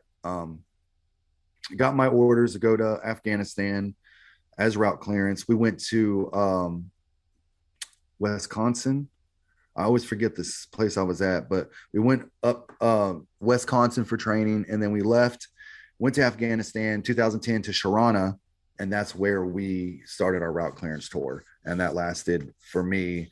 Again, I didn't finish my entire tour because we'll get into it, but around the end of the tour, I got injured and had to be taken out and have surgery and all this other stuff, which will lead into my whole story. But so 2010 and 11 was my second tour to Afghanistan. And we might as well go ahead and get into it, because there's not really a whole lot to divulge and go into after that. Your story and the reason why a lot of people know who you are now is because you have taken a lot of what we're about to dive into and shared it with completely, what's the word I'm looking for? Unedited, right? Yeah. You have no filter on what we're about to talk about, and there's a good reason for it. Yeah. But you get hurt, and go ahead and take us from that. So your second tour ends early because you get hurt, and this is where Sir Veteran Guy and is being created. This is where this is starting to get created, right? Yeah. So, not realizing it, when I was training, I actually damaged my knee. Didn't realize it, right? Like, I was doing all the training. I remember doing some other stuff. I don't know. I remember hurting my knee, but I remember not being I remember being bad, but I just remember pushing through, because that's what we do. We just push through. Mm-hmm. And so after multiple explosions, just a lot of combat, and seeing a lot of friends hurt and injured and killed. Towards the end, I remember being on a RG, which is another vehicle, which has, not a Husky, but a It's just another vehicle. And I remember dismounting, and I jumped off of it, right? I was on the top of it and I jumped off of it. I dismounted off of it. And when I jumped off of the vehicle with all this shit on, I landed, I guess my knee already being weak, I landed wrong. And this is on a damn mission. And I jump off to dismount. And not only did I land wrong, but I fell into a freaking ditch, which when that happened, I tore my ACL in half. I tore my meniscus in half, and I couldn't walk. Like my knee swelled up like a damn melon. No exaggeration. Literally, my knee was this big. You just so happen to have a melon right next to you. That's how it works. That's interesting. Okay. This guy came with visual aids. He came with some visual aids. So when I say no exaggeration, bro, my knee was just so big. It was crazy. Instantly, everybody was like, oh my God, like you're done, bro. And I'm like, no, I'm not. They're like, you're done. So anyways, I'm sitting here laying there. I'm in agony for hours while we're on this mission. And we finally get back to where we're going. They send me to the medic. They come and look at my leg. The very first thing the medic does, and this is when this is the beginning of my whole new life. He walks up to me and hands me a handful of Percocets. And he says, here, brother, take these. I look at him like, what are these? He's like, these are Percocets. I'm like, okay. He's like, take one, as pain, whatever, just take one. Okay, cool. Whew, man, I don't know. For me, it was it took away the pain. Mm-hmm. And it also gave me this weird feeling. Like I was like, I don't know, dude. I feel good. I felt good. It was like a happy pill. I was like, man, I feel good. Like, I don't know. That was the first thing. And so I thought maybe I'll take 2 next time, and I'll take 3 next time. And so as in country, this is what's going on. I'm already popping these Percocets, very, just enjoying it or whatever. So my commander says, you need to go get an MRI because your leg's just not healing. It's not getting any better. And so I go to Qatar, which is a beautiful country, by the way. And that's where the Air Force gets to hang out. And we got to go over there. That's their tour of duty, by the way. You're going to Qatar. You're going to hang out with the swimming pool and the beautiful women. Oh, So I go do an MRI. I don't even know what's wrong with my leg at this point, right? I don't even know. I just know my shit hurts and I can't even walk, and it's killing me. But I'm like, I'm not going nowhere. Like I already had a fucking problem on my first tour. Like I am not, right? So I get the MRI, and the ladies that are in there doing it, they're like, we're not supposed to say nothing. She said, because it's just, you got to wait for the doctor to come back and they'll tell you, you know how it works. She said, well, we're going to tell you your shit's messed up. I was like, what do you mean? She's like, your whole ACL is gone. Like, you don't even have an ACL anymore. I'm like, really? She's like, and your meniscus is hanging on by like a little piece of skin.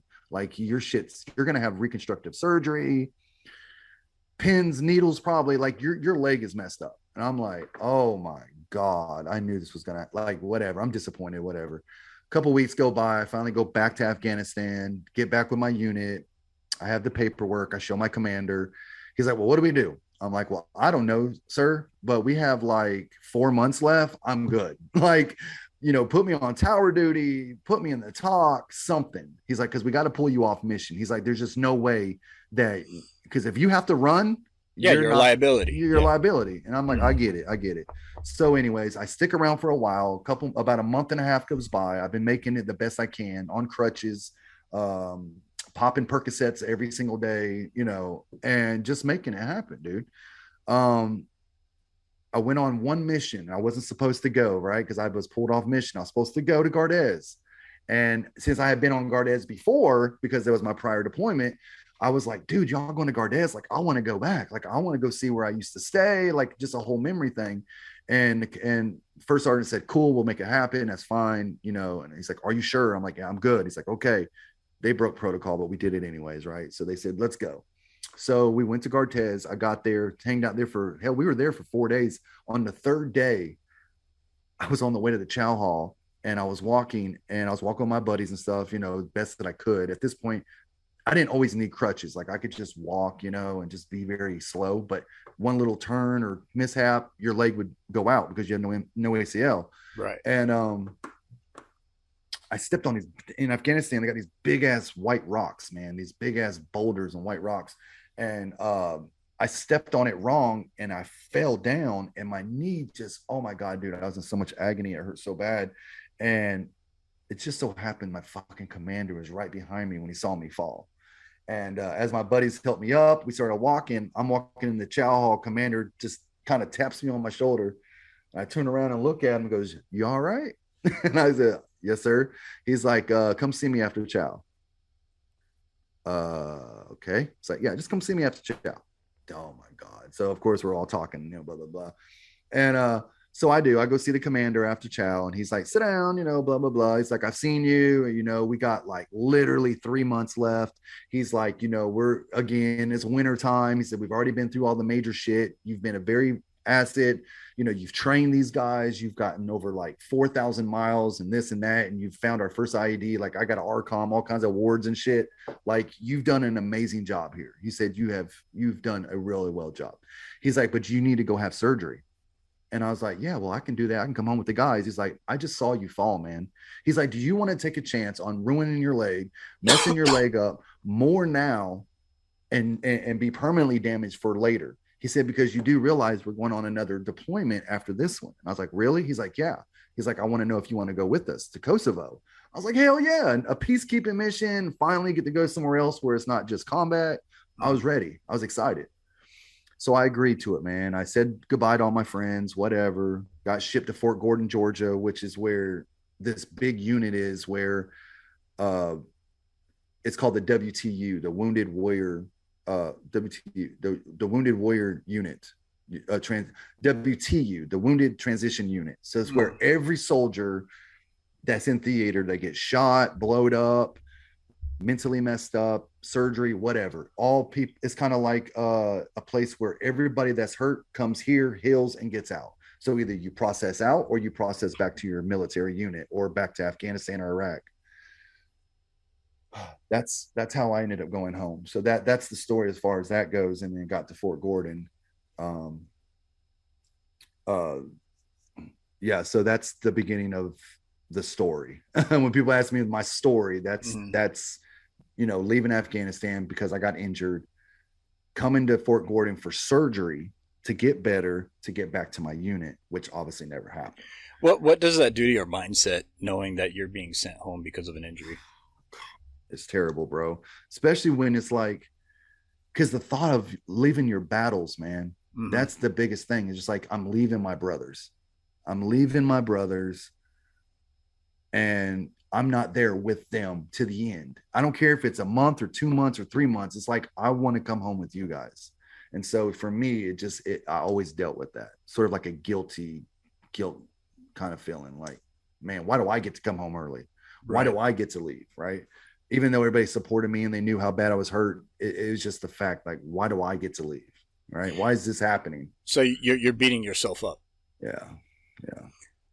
You get to Georgia and you I'm assuming you have your surgery and you start that process of healing your knee. What was it during that process? When did you start finding out about not being able to go back and all that other stuff? So it had been about 4 months I was there before I even had my surgery, right? Like it was surgery was supposed to be done in February. No, it wasn't 4 months. It was we left in Christmas time. So it was about 2 months. And as soon as I got to Fort Gordon, I started seeing doctors, dude, right away. I'm seeing doctors. They see what's going on. They're prescribing me medication because I'm making sure they're giving me my medication, right? Because at this time, I'm already noticing that I'm pretty much hooked on these narcotics, right? Like I've been already taking them for months, and not only is it helping, but I'm enjoying them, right? So I'm like going to the doctor and I'm like, "Hey, I need my painkillers. Let's go." And so while I'm there and getting ready to have surgery, they start having me do other things, like, you need to go see, certain doctors, certain psychiatrists, therapists and stuff, like, just find out your story, what's going on with you and stuff. And I tried to be the guy to open up, man. I was always like, no, I'm good. I'm good. Right. There's nothing wrong with me. I'm fine. So Yeah. that's interesting, right? Because Yeah. here you are, you're coming back thinking, I'm just going to get my knee healed and get surgery done and Yeah. I'll be done. I'll be go back. And then now here they are saying, hey, go talk to a shrink, Yeah. and you're like, what the Why? what Why? the fuck? Oh, it's part of the process. It's Right. part of this whole, you go see a psychiatrist, you go see a therapist, you go talk to a social worker, like just go. It's just part of it because we're on active duty, man. We're on active duty, platoon, we have formations, all that. We live in barracks. Like it's the whole military life, except for you're on med hold, is what it is. You're basically on med hold until you figure out what's going to happen. Either you're being processed out or you're being processed back to your unit. Now, I thought I was getting processed back to my unit to go to Kosovo. That was the plan. So I get the surgery. They do ACL reconstructive. They do meniscus repair. And I had to start, they said it was like 16 weeks of physical therapy. Like I had to use my leg all over again, dude. It was so painful and it was so bad. And they did end up putting a pin into my knee and all kinds of other stuff. But anyways, the whole time I'm going through physical therapy, I'm just eating the shit out of painkillers too. And I'm at this point, and you're going to see why I'm bringing it up so much because it's part of my story. Right. As I'm processing through, talking to psychiatrists, I'm already starting to lose my mind a little bit because now I'm telling you, I'm home and I'm starting to have nightmares. I'm starting to feel having this anxiety around me. Like I don't have my weapon on me. I'm feeling very like my back's, just different weird feelings I never dealt with before. Very panicky, very nervous. Nightmares started happening, seeing explosions, being around other guys that are going through shit. Like there was just so much at the time. I'm taking painkillers. I'm sitting here taking, now they're prescribing me like, what's wrong with you? Oh, I'm nervous all the time. I can't stop shaking. Like I'm very anxious. Well, here, take Xanax. Okay, thanks. So now I'm popping Xanaxes and I'm popping painkillers and, oh, I can't sleep. Oh, here, take Ativan. That'll help you sleep. Oh, I think I'm getting into a depression, right? Because I'm missing my guys. I'm missing home. I'm here at this fucking unit. I'm ready to get out of here. Oh, here, take this. This is for depression. By the time it was done, bro, I was taking 16 different types of medication, 16 different types of medication on top of painkillers and Xanax. So 16 different medications. Seeing psychiatrists, I decided to start opening up to them. Oh yeah, I'm having this. I'm having, like I'm doing with you right now, telling you certain things, feeling very anxious, my anxiety is terrible. I'm having these dreams. I'm just a lot of stuff not right. The whole time taking notes. Oh, well, we're diagnosing you, man. You've got severe PTSD. And we think that you should take this medication and you should start now doing this kind of training to help you with your PTSD. So now it's going from, got my surgery, I'm healing up, I'm doing my physical therapy, but now I can't leave because now I have to do PTSD therapy. Now I have to do some shit for depression. Now I have to do some shit to learn how to do this and this and this and this. And it just keeps drawing out longer and longer. And by this point, I've been here for 6, 7, 8 months at this point. And people are like, dude, what the hell's going on? Why are you still there? And I'm like, I don't know. The doctors just keep leaving me here. After a whole year of being here, then they come to me and say, well, I've had a lot of episodes, bro. I ended up doing things like taking too many pills. I OD'd on myself a couple times. I thought do that? Did you do any of these things on purpose? I never, while I was there, I never tried to hurt myself on purpose. Okay. It was all accidental. Okay. But well, I mean, with 16 different medications, I can see how it could happen accidentally. But I was snorting like my pills and stuff. So it was So I started at that point, then I started crushing up the Percocets and started getting in with crowds that were doing the same thing. And so we would trade our medicine for other medicine. It got so bad, dude. I started chewing on like 160 milligrams of fentanyl. Holy shit. Yeah, I was chewing fentanyl patches. I was eating the gel out of a patch. I was snorting Roxy 30s. I was snorting just everything I can get my hands on. And it ended up being about 170 milligrams a day of painkilling medicine on top of fentanyl. Damn. And about 60 milligrams of benzodiazepine, which was Xanax on top of it. So I was pretty much speedballing the entire time. So while all that's going on, I'm taking medicine like lithium. I'm taking Geodon. I'm taking Effexor. I'm taking.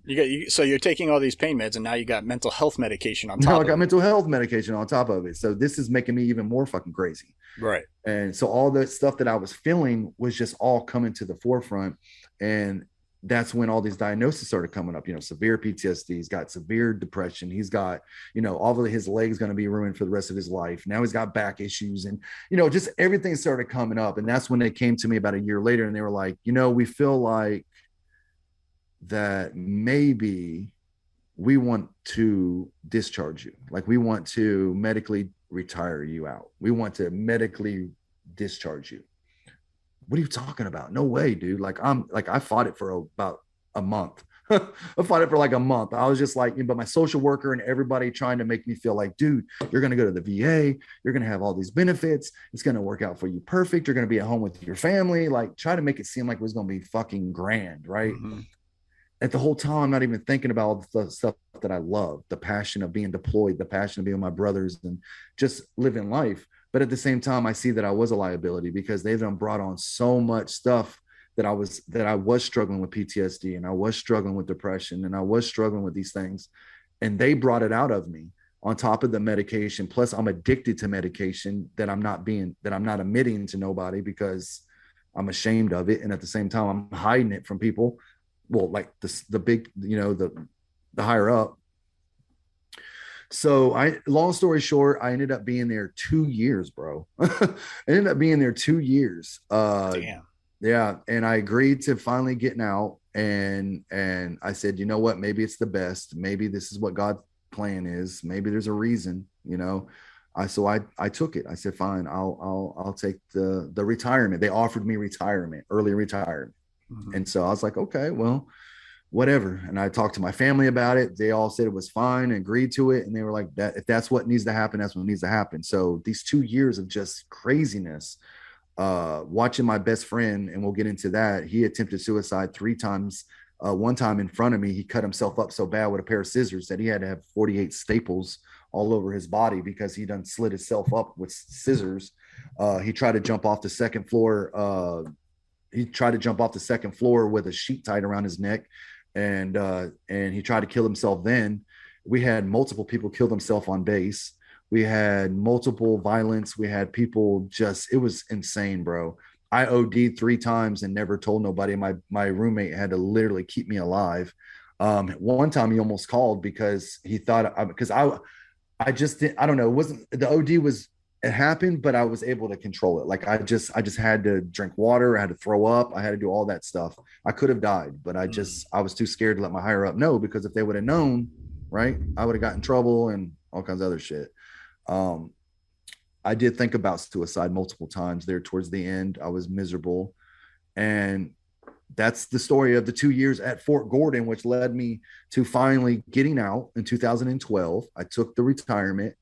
I took the retirement, and I just agreed that maybe this is going to be my new life. I'm going to be a veteran, right? I'm done. Everybody was shocked, but it was what it was, right? I got out, got home 2012, back to my family, and they set up at a VA appointment. And this is when life started turning for me, because addiction was the biggest part. Addiction was the biggest part because when I got to the VA, the very first thing my doctor did when I met her, she starts pulling up this screen and she's looking at all my medication. She's like, wow. She's like, you're taking all of these? I'm like, yes, ma'am. She's like, okay, well, do you need this? Do you need this? Do you need this? Are you taking this? Are you taking this? I'm like, well, I think I can do without that. I think I can do without that. And I definitely need that. She's like, what? And I'm like, the painkillers, I need those. Like, I need those. She's like, well, here's the problem. She's like, I see you're taking Xanax and you're taking Percocet. She said, we can't mix those together because it'll kill you. I was like, ma'am, I've been doing this for 2 years. I said, I'm not dead, right? Like, I've taken so many milligrams, like I'm fine. She's like, well, I'm just not going to do it. She said, so you need to choose. Oh my God, how do I choose? Like, I need my pain medicine because I'm freaking an addict. And then I need my Xanax. It's because I'm literally freaking out if I don't take my Xanax. So I chose the Xanax because I knew I was having panic attacks every day. Bro, the day I went home with no more painkillers, dude, I was so sick, and I just did not know how to react. I ended up buying them on the streets, man. And that's where that journey began. I found somebody selling pills. I started buying pills on the streets, and I would get my Xanaxes from my doctor, but I would get my pills from the streets. And it just started again. I just started constantly buying meds, spending hundreds and hundreds of dollars a week to thousands of dollars a month, to me selling drugs, to make money, to buy more drugs. Uh, moved from, snorting the pills to smoking the pills to fucking snorting heroin, to just anything that was an opiate. And that went on, dude. That's basically, destroying my marriage, destroying everything around me because of addiction. Went on for multiple years. 2016, I get a phone call. The guy I told you about, the one that tried to attempt suicide, I get a phone call from his daughter that says, "Hey, I seen you were trying to reach out to my dad, and I just want you to know that he's dead." And I was like, "What do you mean he's dead?" She's like, "Yeah, he finally killed himself," because he attempted multiple times too. And it just blew my fucking mind that she found him hanging. So that was a big punch in the gut. Went to rehab a couple times. We talked about earlier where you said that if we do things for other people, it just isn't enough. Well, that's what I did. I went to get help. I went to get clean for other people, and it just didn't last long. So I ended up doing the same shit again. Went to jail again for getting into a fight. It's just so much, bro, so much. And I was so miserable, bro. I was so miserable. I lost my military family. I was now realizing that I was no longer going to deploy. I was no longer going to be the person that I wanted to be. I was literally a victim. I blamed you for my problems. I blamed everybody for my problems. I was just so fucking miserable, dude. From 2012 all the way up to say 2018, I was the miserablest person in the world. I was on drugs every day. I was high every day. I didn't focus on nothing at all. I was miserable. I was going to attempt suicide in 2018 before I got clean. I was going to attempt suicide. I was going to hang myself. I had the material. I had all the stuff. I was going to do it. And my phone kept blowing up that night. And I remember my phone blowing up. And I wouldn't answer it for the same guy because I knew why he was calling me. But after the sixth time, he called me 6 times and I answered it. And I was like, "What's up, man?" He's like, "Bro, you're lucky you answered because I was about to do a home and welfare check on you." Like, this is how bad I was. People knew that I was just not in the right mindset. We ended up talking for like an hour. I told him what I was going to do and made him promise I wasn't going to do it.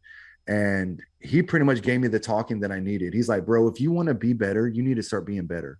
He's like, "You need to fucking get off these drugs. You need to start being a better person. You need to start focusing on your family. You need to stop fucking whining. You need to just get your ass up and do what you need to do, bro. You're a soldier. You need to start acting like it." Like, he gave me the talking to that I never had. And it motivated me so much, bro. It motivated me so much. And I started thinking about change then. And before I go any further, because I know you probably got multiple questions, but that's from that to now, where we're headed to is where the veteran guy is being built. Yeah, I actually do have a few questions, and that, well, one, thank you for being candid, because fuck, like, wow, how do you measure and how do you pinpoint when you alluded to the start of being handed that Percocet when you were in Afghanistan. You alluded to that possibly being like the start of the addiction. Mm-hmm. And it makes sense. Like, yeah, logically that makes sense. But when I hear your story, I hear, for me, your addiction actually didn't really take off until you were in Georgia. Yep. Like, that, when I hear your story, I'm like, nah, while he was overseas, he was managing. He was pain management. Yeah. He was just trying to stay there. Yeah. Like, there was a reason why you were taking him. You were taking him so you can stay with your guys, right? There was a purpose for your pain management there. But when you get to Georgia, you're just taking him to fucking take him. You're Take them to take them. You were just like, at this point, there I ain't already nothing, knew. there ain't fucking nothing else to do. At this point, I already knew that I liked them. I already knew the feeling that they gave me, and I already knew how much I can take. And so, yeah, like you said, bro, I didn't care. I've heard a lot of stories from previous guests that they actually have something against the VA and against the military medical treatment and how they treat their soldiers. They all they say is all they want to do is pump you with pills. All they want to do is pump you with pills, and that's the constant story I hear. And yours is no different. Like you didn't say it, but you said it. That's because I don't blame them, right? But it's true. Though that I mean, like here you are, you're divulging the information, you're telling them what's going on, you tell them what you need, and they're not even questioning it. Here you go, here you go, and it's not until you're medically retired that you go to the VA that you have a good doctor that's going, yeah, these two medications don't fucking mix. Like no, like this is not like. And then asking me, am I even taking this stuff, or why are you taking this, or how does it make you feel? Actually taking the time. Right, to understand why you're taking something, when you're taking it, what for, and everything else. Like, so it took a doctor being good at her job at the VA, which I'm hearing is rare. Right, yes, I'm not saying now. I'm not going to bag on the VA. The VA has helped a lot of people. Not gonna dog on the VA, but I've heard a lot of fucking horror stories. Right, yes, you have, yes, and. Now, I know you don't blame the military for your addiction because obviously you now have come to the conclusion that it was your choice. You're a grown-ass man. You chose to do what you did. Here's the thing. Addiction has been shown to have hereditary traits. Your mother, as you said earlier, addicted to alcohol, right? You don't know much about your biological father, but God knows. Who knows? He could have been had an addictive personality as well. Well, my mother and her father and his father were alcoholics. So that's right, which is addictive personality trait, right? So it doesn't necessarily mean that you're going to get addicted to alcohol. It just means you have this addictive personality trait, like a gene, that all it needs is that one thing that is going to kick it off, right? And these are all theories and stuff, but there's a lot of medical information on it and a lot of studies on addiction and how it can actually be passed down, right? Just like depression and everything else, because when we talk about emotions and mental health issues like addiction, depression, and all that other stuff, they are chemical imbalances in the brain. Your emotions are chemicals. That's what they are. So can you pass depression down to your offspring? Yeah, absolutely you can, because it is a chemical imbalance, and if you have that imbalanced gene, yes, you can pass it down. Same with ADD and ADHD. Yeah, ADD, ADHD, just like any other type of medical, diabetes and stuff like that, cancers. These are all things that can be passed down, and we don't think about it like that too often because we think, well, if it has to do with an emotion or if it has to do with the thought processes, then we should be able to recognize that and make different choices. Well, it's not always that easy when you have to fight an actual chemical imbalance in your brain. So here you are, you have this addictive personality get kicked off by these pain meds and other medications now. And you're finding yourself, your mind is now literally begging for these things to be, be normal, right? Mm-hmm. But it's not normal, but your brain perceives it to be normal, right? Because, hey, this is survival mode. I don't want to suffer. Therefore, I do what I need to do to not suffer. And so your brain tells your body and tells you what it feels like it needs to survive. Exactly. When it's actually killing itself.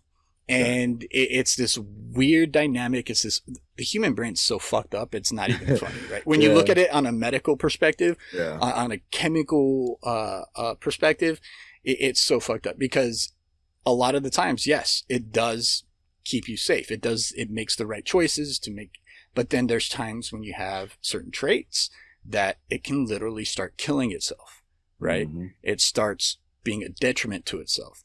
And that's what it sounds like happened with you, is that here you are on these pain meds. You're already depressed with having to leave Yeah. And now all these other medications, which by the way are brain chemical medications. These are not like to boost immune systems or anything. These are literally chemicals that are changing the synapses in your brain and how they fire and blocking certain, dopamine and serotonin and blocking and supplying and all this other stuff. You're literally, you're fucking up your brain. You're screwing with the wiring is what you're doing. You're screwing with the wiring. And you get stuck on this, right? What blows my mind to get that wiring kind of straightened out, or to start putting all the blue wires, red wires, yellow wires all together. Yeah. What blows my mind is it takes an outside source that has nothing to do with medication, has nothing to do with any type of brain chemical, but it was a voice and a person, right? That literally something in your brain went blue with blue, red with red, yellow with yellow. All right, holy shit, what the fuck has been going on? And now you start realizing what's been going on, right? It's crazy. Weird that happens, and there's no explanation for it, right? Because in theory, once that addictive personality starts, it's almost impossible to break, because now that chemical, that the way your brain's working chemically, it's on a routine. It's going that way. It's literally, how do you break that without another chemical? How do you break that without another pill? Right? But a lot of the times we do, and it takes an outlet. Took your friend giving you that swift kick in the ass verbally. But hey man, soldier fuck up. Do what you need to do. Take care of your family. Take care of you. Get out of this. Something real, hearing it from somebody else saying, hey man, you're the one that's doing this to yourself. Just putting it in different perspective. That's why I always say, man, that we do what we do, life coaching, helping people would much rather hear us help them than somebody in a suit or somebody that opens up a book and says, hey, well, this is your diagnosis and this is how this is da-da-da-da. Sometimes it just takes somebody to actually give a fuck about you and just say, hey man, this is the truth. This is what you need to do. And it's interesting, what is it about that allows our minds to shift? I mean, how hard was it for our minds to shift prior to receiving anything like that? Right. We couldn't do it on our own, but yet here's this outside source, somebody that gives a shit. Or what we hear that term rock bottom, right? Yep. We hit rock bottom and we come to a self-realization. And sometimes self-realization is you're living on the streets and all of a sudden you're like, you have this, it's literally a snack moment of, I'm on the street.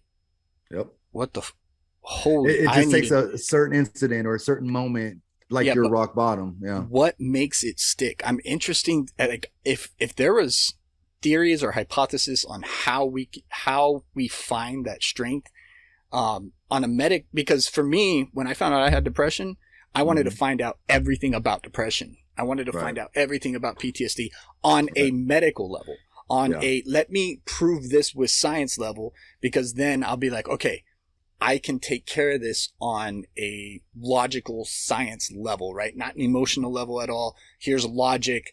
This is what's happening. This is what's going on in your brain. This is what's actually happening instead of these emotions in my head that are telling me what's happening.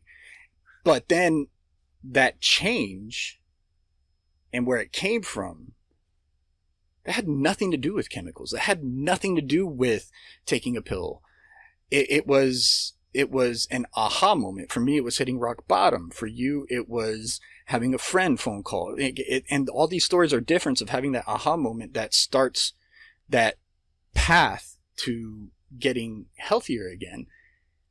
But there's no, on a scientific basis, there's no explanation for it. And I'm wondering, how the hell do we come about that? And trust me, I've looked with what I do and what I preach and what I try to share about myself.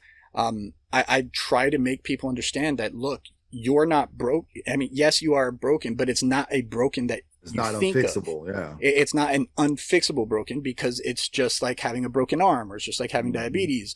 You know, you can treat this. You can treat this. Like, you can fix this. You can repair it. You can repair it. You can rewire. You can, you can sort out the wiring in your brain. It takes a lot of time and takes some work, but you can do it, because medically speaking, scientifically speaking, it's proven that you can. And that's all well and good, but getting to that point of that switch, like so it's just fascinating you. It's fascinating me, because there's no, like, what is it? What was it about I'm gonna him tell you, talking to you? What, like, I wish we could have had freaking electrodes all over your head when you received that call, seeing what was going on, and seeing what was going on while you were having that call, while he was talking to you, to see what was happening and what sparked that change for you to start fighting back. So I'm going to say this, brother. The number one question I get from people is they say, how did you come from drug addiction? And how did you come from all of that stuff you went through to get to where you are now? How did you do that? My answer is, I wanted it. That's it. I wanted it. That's how we do it, bro. That's how you get out of the shit you're in. That's what's going on in your head. What changed is that I wanted something different. Bro, if you want to quit smoking cigarettes, you're going to put the motherfuckers down because you want to. If I want to quit drugs, I'm going to put them down because I want to. It's all about what we're passionate for and what our purpose is and whatever we feel at the moment. If I could have easily said, and I did say it, bro. I said it multiple times. Oh, I wish I could quit. I wish I could quit these drugs. I wish I could get myself back to where I was. I said it, but I didn't mean it, because if I meant it, I would have done something about it, and I would have done it. That's why. That's the difference, bro. Wanting it, you can do it. Here's you said it without even saying it right now. There's a difference between wishing it and wanting it. Yeah. There's a huge difference between wishing it and wanting it. Mm-hmm. Wishing it is leaving it up to the cosmos, leaving it up to the universe, your belief system, to the universe, right? I wish. I want it puts the responsibility on you. Mm-hmm. Wanting something for yourself puts the responsibility on you to go out and get it. Yep. If you wish it, you're hoping something's going to happen, right? Yeah, you hope. Right. And it's interesting. Again, I take it back. A lot of the times I take mental health back to a biological sense and to talk about it, right? And it's interesting because you are not the first person I've had on the show that says, I wanted to change. I wanted it. I knew I needed it, but needing it and wanting it, two different things, right? I need to change. Great. Now, I need to go to the bathroom, right? How many of us have sat there on the couch needing to go to the bathroom, but didn't get up? Well, it's because you didn't want to get up to go to the bathroom. You didn't want to get up. Right, exactly. It takes wanting it to actually get it done. Yep. And what is it about want? On a biological level, what is it about the feeling of want? And how strong does that feeling have to be to overcome all the screw upness up in the brain? Right?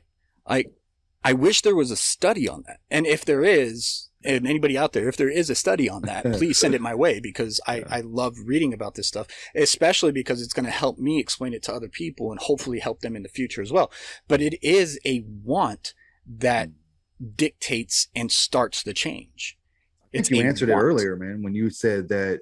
I mean, I know it goes deeper, but I think it really is just the realization of where you are at the moment. I think you wake up. Like I said at the beginning, I used to live my life on autopilot.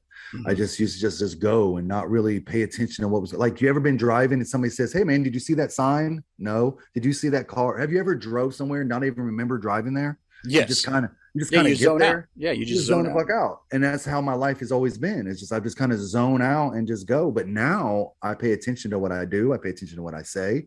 I opened up my subconscious mindset, and I focus on everything now. And I think it's like you said, the realization, there's a little bit more to the story once we get to it, but yeah, it's just, I realized where I was at.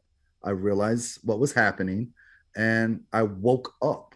It was like spiritually, I woke up like God was, in my face saying, dude, either you're going to die, you're going to go to prison, something bad's going to happen, or it's time to straighten your life out. And it was like realization. I need to change. I want to change. Right. It's like that guy that sits on the couch that says, eating potato chips and like, man, I'm 400 pounds and I want to be skinny. I want to be healthier. Well, you don't want it bad enough because you're not doing it. Right. Like if you want it, you'll take your ass to the gym.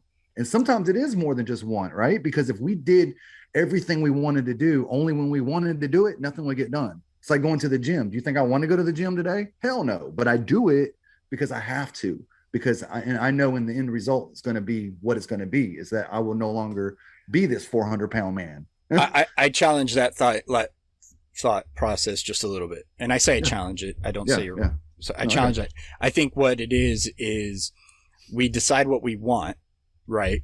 And then once we realize what we want, we have to actually I want to get healthier. I want to get stronger. That means I got to go to the gym. Well, that doesn't necessarily mean I want to go to the gym. I just want to get stronger, right?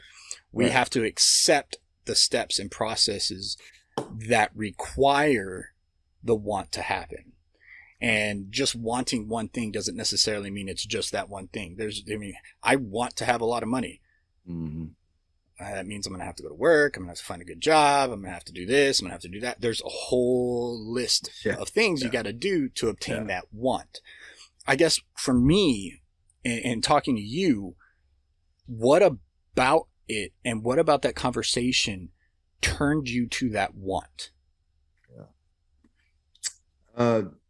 That's a great question, man. It's just kind of like what we've been debating this, really bringing up is what was it? What was it about that conversation? I think it was, obviously just going back to saying that it was, okay. So just to go back a little bit, I didn't tell you this part, but, during this transition, when I was getting sick, okay, I ran out of medication. I ran out of money. I ran out of opportunities. I ran out of people. Like I was sick. It had already been like day 2. I was on day 2. I was going on day 3 of no medication. So you're going through some DTs. I'm going through DTs, right? Sick as hell, which is also put me into the depression mindset where I just hate my life. I want to quit. I want to give up. I want to kill myself. I'm just done. And I had a phone call prior to all of this that day that somebody said they could help me out with something. So I went to his house and he had crystal meth. And I've never done those kind of things, right? Like that's not who I am. But even this whole painkiller thing was all because of the very first time I took it for being injured. But I was so desperate and I was so sick and I was just begging for mercy in a way that I thought it was going to help me. I snorted a line of crystal meth, and that was the first time I've ever done it. I see all these movies and I see people, they do meth and they're like, this whole energy thing, and they're up and they're going. It did the complete opposite to me. With me going through DTs, being sick as a dog, throwing up on the toilet, like just really, really bad. All it did is it put me into a deeper depression. So when I got back to the house that day, dude, I was so depressed, bro. I was more depressed than I've ever been in my life. That's why I was able to actually contemplate that I was going to kill myself. I was able to put myself in that moment and say, I'm really going to do this because I'll be better off. My family will be better off. Like I was so convinced that it would be the right thing to do that I was so ready that, I was literally picking out the branches, like how I was going to hang myself. Like I planned it. And so when that guy called me, that was going through my mind. Wow, I'm a freaking drug addict. I'm a freaking meth head now. Like, how much worse can it get? I'm almost a damn near a crackhead. Like, I went from soldier to veteran to a junkie. And now my wife is miserable and my kids are miserable. And all I could think about was the worst of the worst of the worst. But when this guy called me, as he was saying these things to me, I was thinking that, but he was also, it was like I was waking up, dude. I don't know the answer. I just know I was waking up and I was just like, wow. It was like I was watching myself from a third person view. It was like watching a movie. It's going, wow, I really did all of that. I really said all of that. I really just did what I just did. And it woke me up enough to say, I want change. I need to be better. It sparked. It sparked. It was like, try and turn over the car. It's like, it sparked that, because I didn't necessarily change that day, but that was the beginning of, wow, maybe I don't have to live this way. Maybe I don't have to be hooked on drugs. Maybe I can actually go get help and be serious this time and actually do it. Who knows where I'll be at if I quit drugs? Like, it opened up the idea. So I think as far as the conversation goes, it was a conversation starter about getting better and that I could do it. And it kind of opened up a belief system that I could do it and that I was ready to do it. Sounds like he was the voice of your subconscious out loud. Yeah. Right. Because you're having all these thoughts in your head. You're having all these thoughts. And then now here's the guy that's actually saying it, making it real. Yeah. You can hear your spouse tell you that you're a junkie. You can hear other people call you names, or you can hear other people say, why do you do this? Or why do you do that? Or why are you destroying your life? Why are you this way? And stop doing this and stop doing that. But for some reason, him saying it the way he said it, he wasn't attacking me, but at the same time, it was like tough love. It's like, I love you and I want to see you do great, but you need to stop doing it. Like, you need to do this. And it was just, I don't know. I think it was the right time, right place. And I think that God had a big play in it. When moving forward, after this conversation you had, what were the steps that you started to take to make that want start to happen? So that happened. Now, mind you, when my best friend took his life in 2016, we're in 2018. I just want to back up just for a moment. I had created Vet Life for Life, which is now a nonprofit, but back then it was just a group on Facebook. So I had the passion of wanting to help other people since then. So it started in 2016, and I was trying to help people, even though I was on drugs and I was losing my mind, but I did open up a place where people could go. So that's Isn't that so fucking like it's fucking weird? You're literally, the oxymoron of the story is right here, right now. Like, this is literally here's a guy trying to help other people not go down the path he's literally walking going down. Yeah, you're literally walking the path, but you're trying to help other people not go down that path. Do you ever go back and think maybe that was a little bit hypocritical of you, or do you still? Yeah, well, but at the same time, do you still feel good about helping? See, so there's that question, right? You feel good about helping other individuals, but it's a little bit hypocritical, right? I always feel like a hypocrite when I talk about it. I said it last night. Was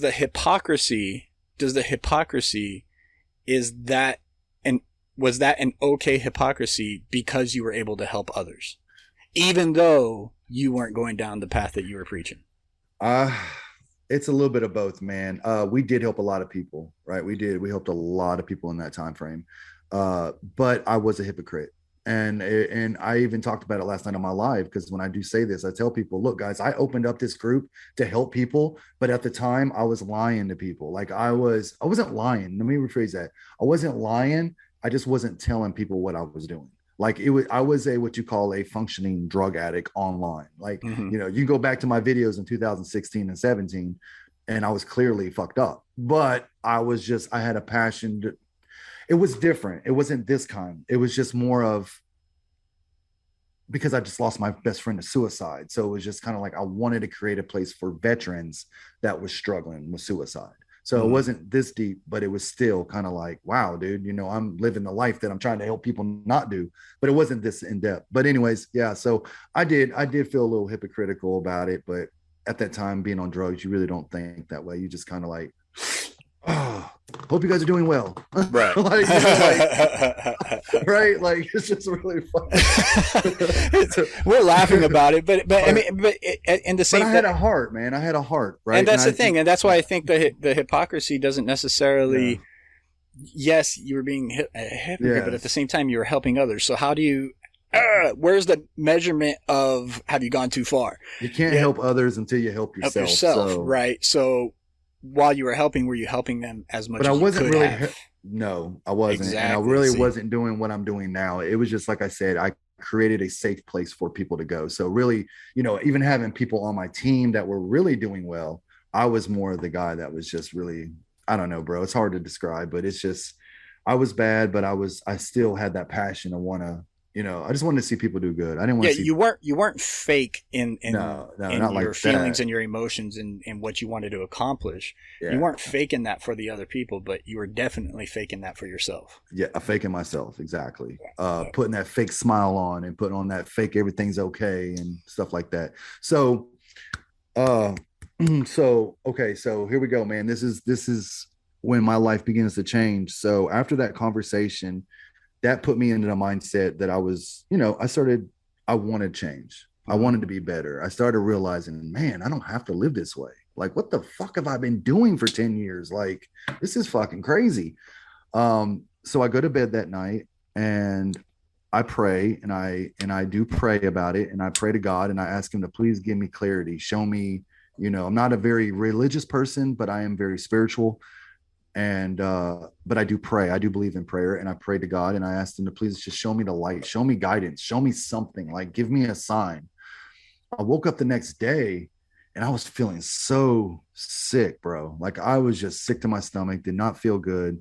And I made a decision. Something just came over me, and I believe it was God answering prayers, but I said, I'm ready for change. Like it was so clear. Like I thought I was gonna go to bed, wake up, and be like, hey, I'm ready. I gotta go find drugs, like I normally would, right? Like I'm sick as a dog. Here it is, day 3, day 4. I'm just ready to go find some drugs. I can't do this anymore. But instead of doing that, I walked up to my wife and I said, I said, I need to tell you something. She said, what? I said, obviously she sees I'm sick as hell, sweating, pouring sweat, just blah. She's like, what do you need to tell me? And I'm like, confession. Like she didn't know, but I was like, confession. I've been on drugs again. I've been doing a lot, a lot. And that's where the money's been going. And I just confessed everything to her. I was like, this is where all the money's been going. I've been stealing money from you. I've been doing this and doing that. And I'm such a shitbag and I'm sorry. And I want change. I want to be better. I want help. I looked at her. I said, I need help. I need help. And I want to change. She said, obviously she knew. And she goes, I already knew this stuff. She goes, but let's get you some help. And so we started calling around, man. We found a place that was going to take me in. They got me in. It was like I had to wait 24 hours. So that was a pain in the ass. And I think I ended up, no, I didn't do any drugs. It was like 12 hours. They got me in like emergency because I was sick, and I was telling them like, look, if you don't get me in, I'm going to go get high. Like I need something now. And so that's what happened, bro. We called him up. We found a place, spent 10 days in detox. 10 days? 10 days detoxing out of detox center. Got through it. The moment I got out of detox, they already had me set up to go into this IOP, which is intensive outpatient treatment, which is 4 days a week at 3 hours a day. So 3 hours of just intensive counseling and therapy with other addicts. And we did that shit for 4 days for 7 months. 7 months every day. Got my chips, got all kinds of stuff. And that's it, bro. That's what I did. I did that for that 7 months, stay clean and sober. And with everything that changed, I mean, we can get into the things I've done, but from there till now, it's been 3 years and I haven't had a pill. Hey, listen, dude, I almost cut my finger off. I got a pretty bad scar. I almost cut my finger off about both my fingers about a month ago. Didn't even take a painkiller for it. They took me to the hospital and they were like, here's perks. I was like, no, thank you. They're like, why? I'm like, I'm recovered. I don't fuck with any medication whatsoever. And they're like, wow. So, the point I'm trying to get at is I've been clean and sober now for 3 years, a little over 3 years. And that's part of my story. What I do is advocate for other people about, get away from the painkillers, get away from the drugs. I go to different speaking events where we go and talk to like recovering centers and tell them a little bit of my story about how my addiction, and so, yeah, bro, that's how it happened. It took somebody to tell me to get my head out of my ass, first of all. And then it took me to actually sit down with a moment with God and just pray about asking for change. And then that next day, I just woke up and made it happen. We made it happen. I wanted to get clean. We made it happen. I believe what happened, listening to your story, I believe what happened is a switch for your want became... It turned on and it wasn't dimmed anymore. It wasn't just a little bit up on the dimmer. It was literally want. right? Because everybody can tell you, you need to do this or you're going to lose this. You need to do this or you're going to lose this. You need to do this or you're going to lose that. You need to do this or you're going to die. And until you make the choice, or until that click happens of wanting it so bad, nothing's going to change until that want is so strong within you that you start taking those steps. What right? makes us fire? You figure out what makes you fire, right? And man, what a story.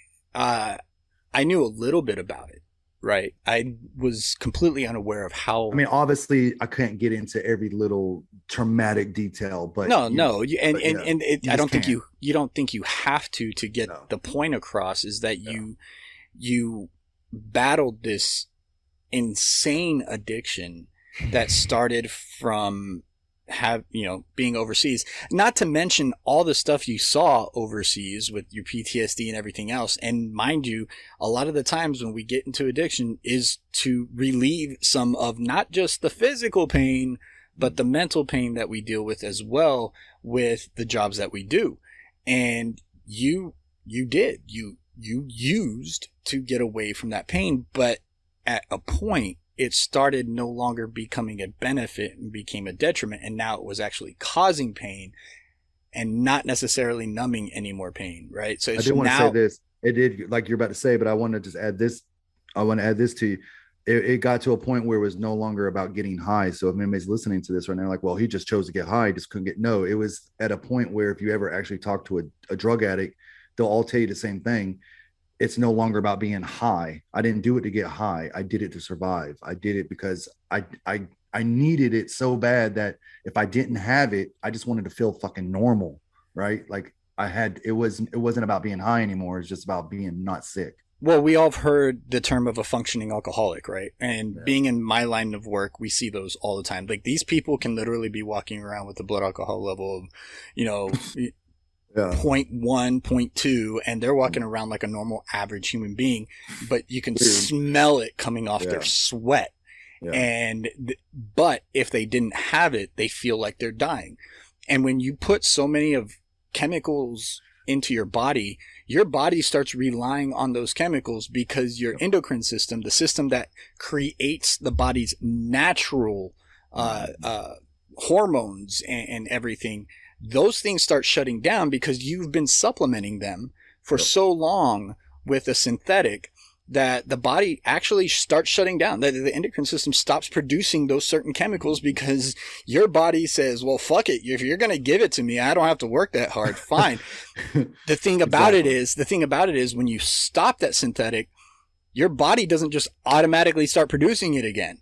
And it definitely doesn't start producing it at the level that you were introducing to your body. So your body actually does feel like it's dying, and it kind of is. It is going through like this rebirth, it's dying so it can get back to what it was, normalcy.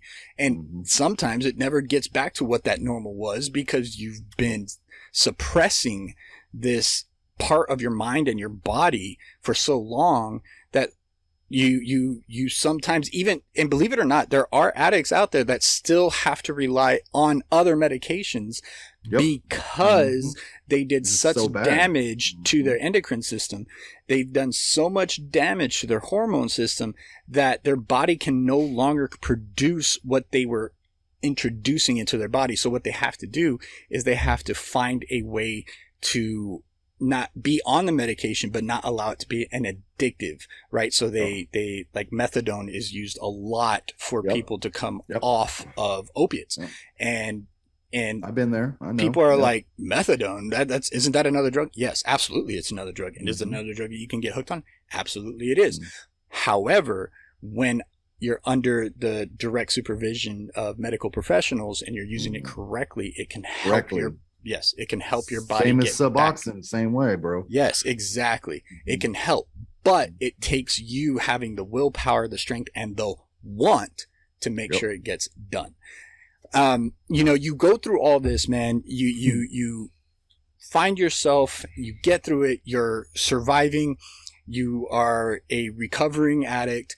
And now I do have a question for you. Now, there's some addicts that I talk to that I ask them this question all the time. And the answer is usually what I think you're going to give me is, do you believe you're a recovered addict? I think that that's a tricky question though, man. I do feel like I've recovered, but I mean, I don't think you ever necessarily recover, right? Like it's kind of like I'm always going to be like, okay, so I don't want to say I'm still recovering, but it is in a sense. Like, I think that people that come from drug addiction or mental abuse or SA or trauma, anything that we go through, we have to recover from that. And I think we're always going to be recovering from that. Anything can trigger me to go, wow, I'm so pissed off right now, I need to do this, or a moment of weakness. So I think that I wouldn't say that I'm a recovered addict. I think that I'm recovering, and I think I'm going to be continuously recovering. Right. And that's the answer that I usually get is I don't believe, and I believe it too, is when you become an addict, and that became a part of who you were to survive, and you're fighting that now. I believe that now you are going to have to fight those triggers in the future. So you will always be somewhat recovering in that, not necessarily recovering from the addiction, but recovering from the want of the addiction, right? You're recovering from the want of that. You're wanting to just fighting that feeling of even just thinking about, not even thinking about being sick and getting high, but just thinking about back then when you see a pill and you're like, wow, what one pill would do to me today would get me feeling great. Like, right. Just even that, and knowing that if I get injured, can I take a Percocet and not fall back into that same lifestyle? Can I take a hydrocodone and not fall into that? Can I take a painkiller ever? And I haven't taken one in over 3 years, so I have no idea, but I feel like I'm strong enough that I would control myself. I think I could do it, but I'm not even trying to test the waters. Like, I'm just like, see, right now. And so saying that you think you can do it and then not even wanting to test the waters. I think that answers the question, right? That answers the question. I think that even though you think you can, you don't trust yourself enough just yet to even test the waters. And that's fine. And that's fine. There's nothing wrong with that. That actually shows strength in your perseverance through that addiction. What have you done with this in this story? And this is where we're going to get into what you're doing now. You've gone through all this. You've persevered for the last 3 years. And now here's Shawn Lowry. From, Shawn Lowry. Lowry. But I'm going to say Lowry, like from Mike Lowry. Like Mike Lowry. Mike Lowry. Yeah. I have heard that multiple times. Yeah. So you persevered through all this, and you have developed, and you've even written a book to help others. You're actually on speaking tours now, and helping other veterans go through similar situations that you went through. What drove you to do this? Now, in 2016, you created something because your friend passed away, right? Yeah. Now you have created something because of something you personally went through, and you are using it to help your fellow brothers and sisters. And I'm wondering what the driving force with that is, and why the book as well. Well, I'll say this. So after my 7 months of recovering, right, going through drug addiction and all that, getting clean, after the 7-8 months of all of that, the first year, I didn't didn't come out and tell a lot of people, right? Like, I was kind of working on myself, doing my thing. I think it was after all of that, I just decided something was telling me that I needed to share it, right? I started seeing social media. This is 2018, people making videos and just different stuff. And I was just like, I was really into that stuff, and, but I wasn't me, doing it. And I made one video, bro. I went live on Facebook Live, and I had quite a bit of followers at the time. It wasn't nothing big, but it was just like I was known, right? But I wasn't like, nobody knew nothing about me. They just knew I ran a group on Facebook. And And I just went live and I just started talking about recovery. I started talking about drug addiction. I started talking about, wow, this is what I went through, and not the whole story, but just the addiction story, right? Like I struggle with opiates. I struggle with, benzos. I struggle with alcohol and all this stuff.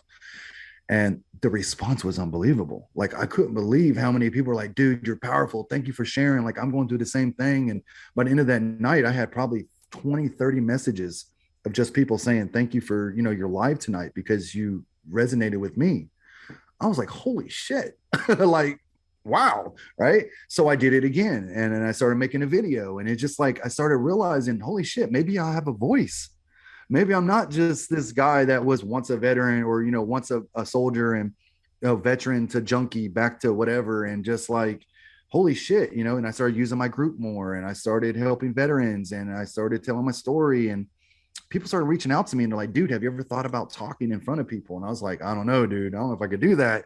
They're like, you could do it, man. You could do it. Like once you come out here. So I went to Ohio, I started doing a 22 event up there. And then I, went to Florida, then I went to North Carolina, then just started getting different people reaching out to me saying, bro, I've seen you on Facebook.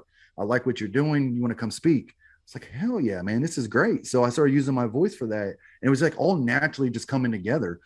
Just in the first year, I did like probably 4 speaking events from the time I got clean in that first year. I was like, holy shit. And this group that I had on Facebook ended up growing. A lot of people, had admins and stuff, and creating a team of people. And we were just helping people on the phone with different people at night, talking about recovery, talking about PTSD, going over my mental health. And it was just like random clockwork, bro, every day, just doing something. And I started finding my passion again, bro. I started finding purpose in myself again. I was like, wow, maybe this is the reason I'm supposed to be here. I was supposed to go through all of that to get to where I am today.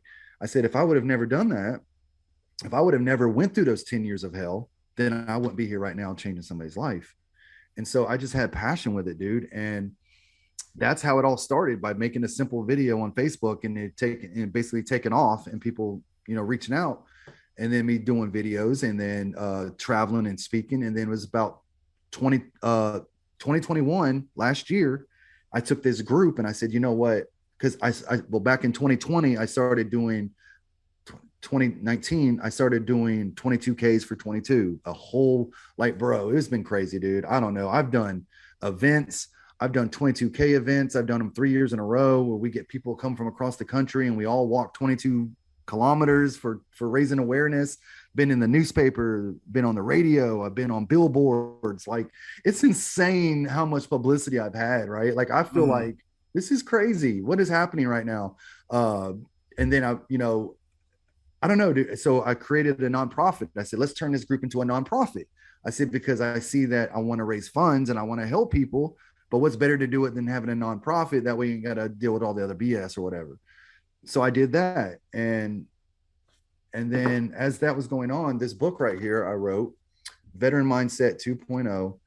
And this is probably my highest achievement I've ever done, because for years I thought about writing a book, and it's just, people don't realize how much comes with writing a book. Like, it really is a lot of stress, a lot of, unless you're just a born author and you're just, writing 5 books a year.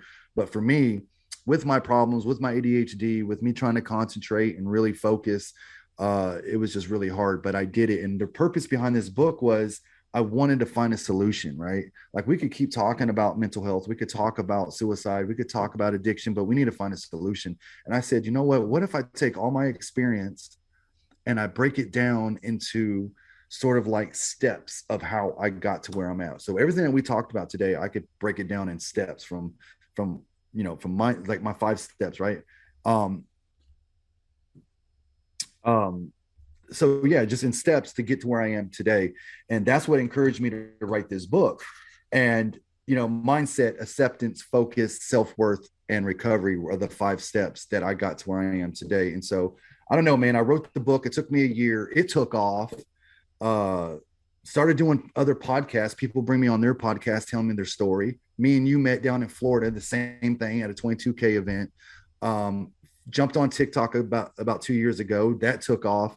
So I'm just living my purpose, brother. I'm living my purpose. I'm sharing my story, and it feels like it's the right thing. And that's how it all happened, dude. In 3 years, bro, 3 years, I went from being a drug addict to multiple speaking events, being a best-selling author, being on the newspaper, billboards, being on multiple podcasts, being on here with you, going to Florida.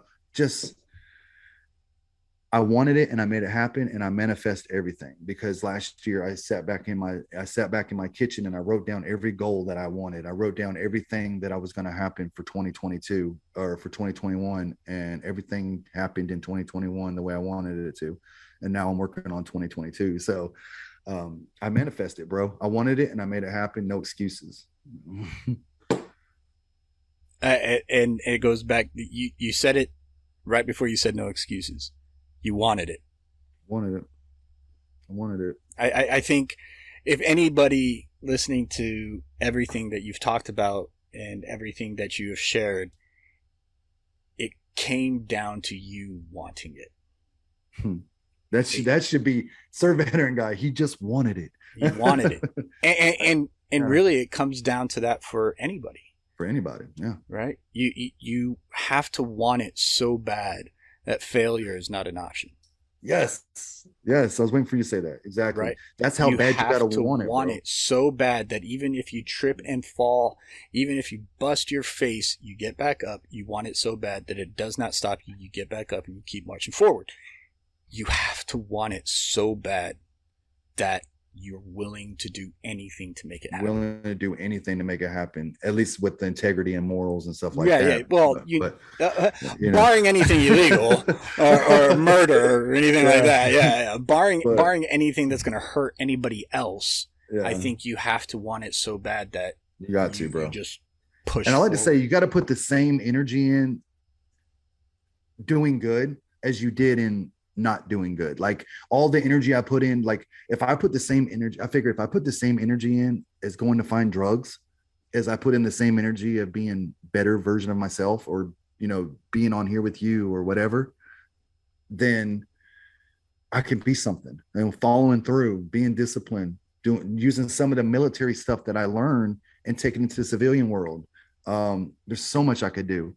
And I guess it really boils down to also, man, is having self-worth, right? Believing in yourself, knowing that you have value, knowing that my past, one of my quotes that I come up with is, your diagnosis does not define you.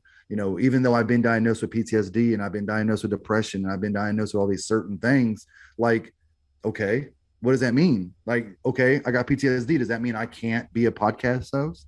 No, absolutely not. Here's the thing. If you had diabetes, I'm not going to be like, oh, look, there's Shawn, the diabetic podcast host. No, it's just a diagnosis. It's a medical diagnosis. That's all it is. Like, I'm a firefighter. Do I battle depression, PTSD, and anxiety? Absolutely. Does that mean I'm a depressed, PTSD-ridden, anxiety-ridden firefighter? No. It just means I'm a firefighter with that diagnosis.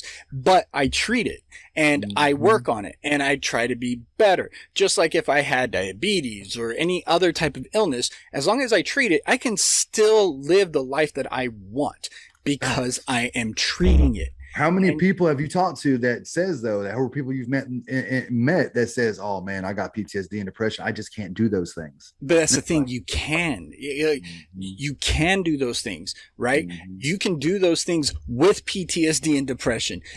Just because you have them doesn't necessarily mean you can't do them. You can still do those things if you want to. Will you be doing them battling depression, battling PTSD, and will you be doing those things that you've been wanting to do with those things? Yes, absolutely you will. Will that PTSD and depression go away like that? No. Fuck no, it won't. Diabetes doesn't go away at all. So, but people still do the things they want to do in life with their diagnosis. The diagnosis does not define who they are. And we need to start really, really pushing the fact that a diagnosis, especially a mental health diagnosis, a mental health diagnosis is still a medical diagnosis. It is not a person diagnosis. It's not. It's a medical diagnosis, meaning there is something medically wrong with you. This is why I like to take it back to the whole biological stuff that happens with our brains. Because if you can break it down and realize that what's going on, the emotions that you're having, the feelings that you're having, all these things can be fought against because it is a biological process that's happening in your mind. When you can come to that realization, you will realize that, hey, I can fight this just like fighting a broken arm or diabetes. I go back to diabetes because it's the easiest one, but it's literally just a medical diagnosis. That's all it is. And yes, it fucks with the brain and it messes with the wiring. So it's hard to get to that. It's not like saying, hey, you have diabetes. Well, okay, now I know I have diabetes. Right? I have to check my blood sugar and everything. Yeah. It doesn't really fuck with the whole brain chemistry, but hey, you have depression. Well, what do you mean I have depression? I mean, just yesterday I was happy, but I mean, today I'm sad, you know, and you fight yourself on it. You gotta right? learn you gotta learn to accept it. And accept it, bro. And when you accept it and not allow it to define you, that's when you can start making those changes that you truly want. Second chapter of my book, you said acceptance, you know, accept.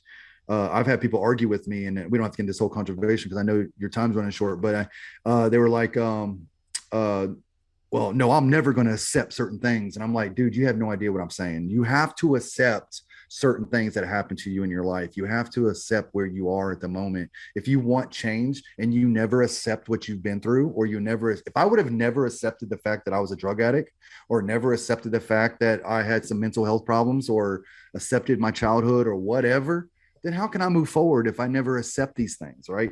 And I don't mean accept it like I accept it like this is who I am and this is who I'm only going to be. No, I accept that I've been through this shit, and now I'm going to focus right on to the next mission, because I don't need to stay. I accept that I'm also greater. Like, you can use it in so many terms, but yeah, acceptance is good, man. Acceptance is huge. It allows you to what's that saying? You can keep trying the same thing over and over and over again. Yeah, that's the definition of insanity, right? Yeah. So acceptance allows you to realize that you've been doing the same thing over and over and over again. Right. Acceptance allows you to realize that it doesn't have to be that.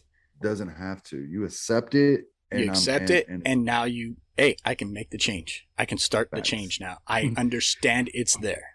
We turned our mess into our message, and we continue to move forward. And that's what I've done and that's what a lot of us do. You know, we use our mess in our life, the shit we've been through, to inspire in other people. But you can only do that if you are at a level that you've, you know, like where we've gotten to. You know, there's a lot of good people out here that want to help people, but you can't fake it. Just like I did in 16, you can't fake it. You got to be really at a stage in your life. If you're going to say you're going to help somebody, then you have to be at a space in your mindset in your life that I'm good. Like, I still struggle. Does that mean you don't have depression or we struggle with shit? Hell no. Hell no. I mean, we struggle every day, but we've learned coping skills and techniques and different ways to get us out of that shit. Cause you're going to find me depressed for 24 hours. I got a saying that I tell everybody is that I give you 24 hours. You got 24 hours to feel bad. You got 24 hours to feel sorry for yourself. You have 24 hours to be a victim. After that, put your damn boots on, get up and let's go. Like, no more,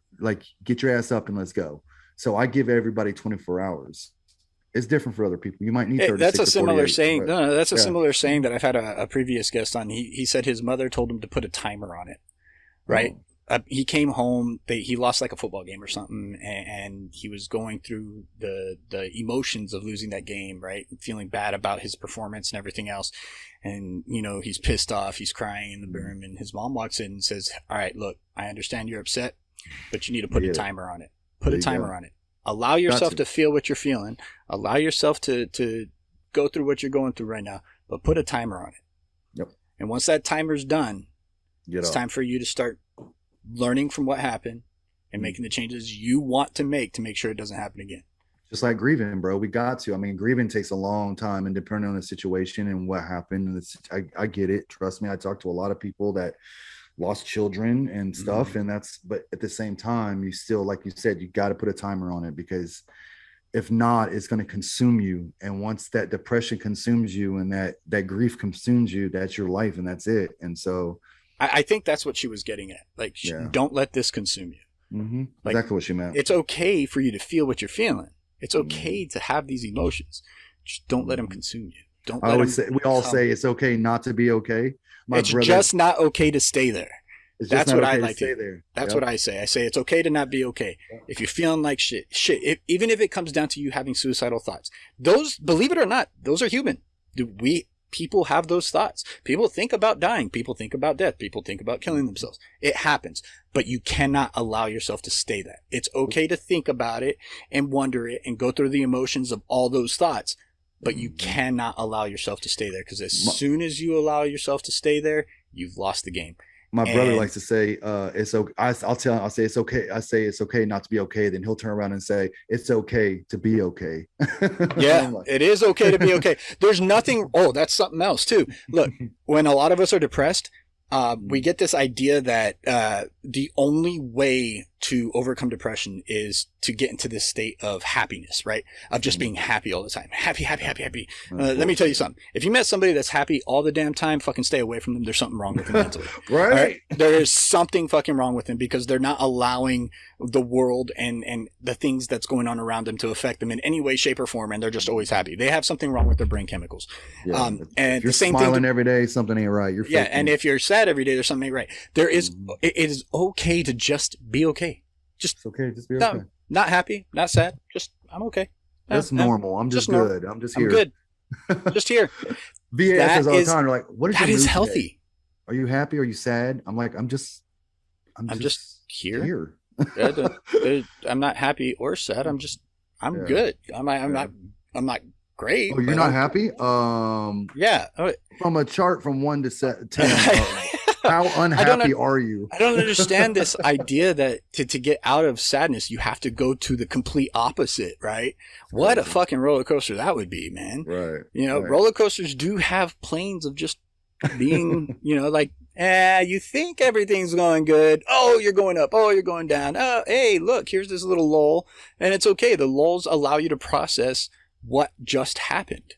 Think of a roller coaster, right? Roller coasters aren't constant. Some of them, it's a mindset. Right? There's roller coasters are literally designed with little lulls in them for you to process what you just went through. Right? And then it gets your mind ready for the next thrill or whatever it's coming along. It's the same thing with life. You're going to have ups, you're going to have downs, and it's okay to have lulls where you can reflect, allow yourself to appreciate, and then move on. And saying all that, bro. Do you mind if I take a photo of me and you real quick? No, I don't mind at all. You're going to take a photo? Yep. Aw, babe.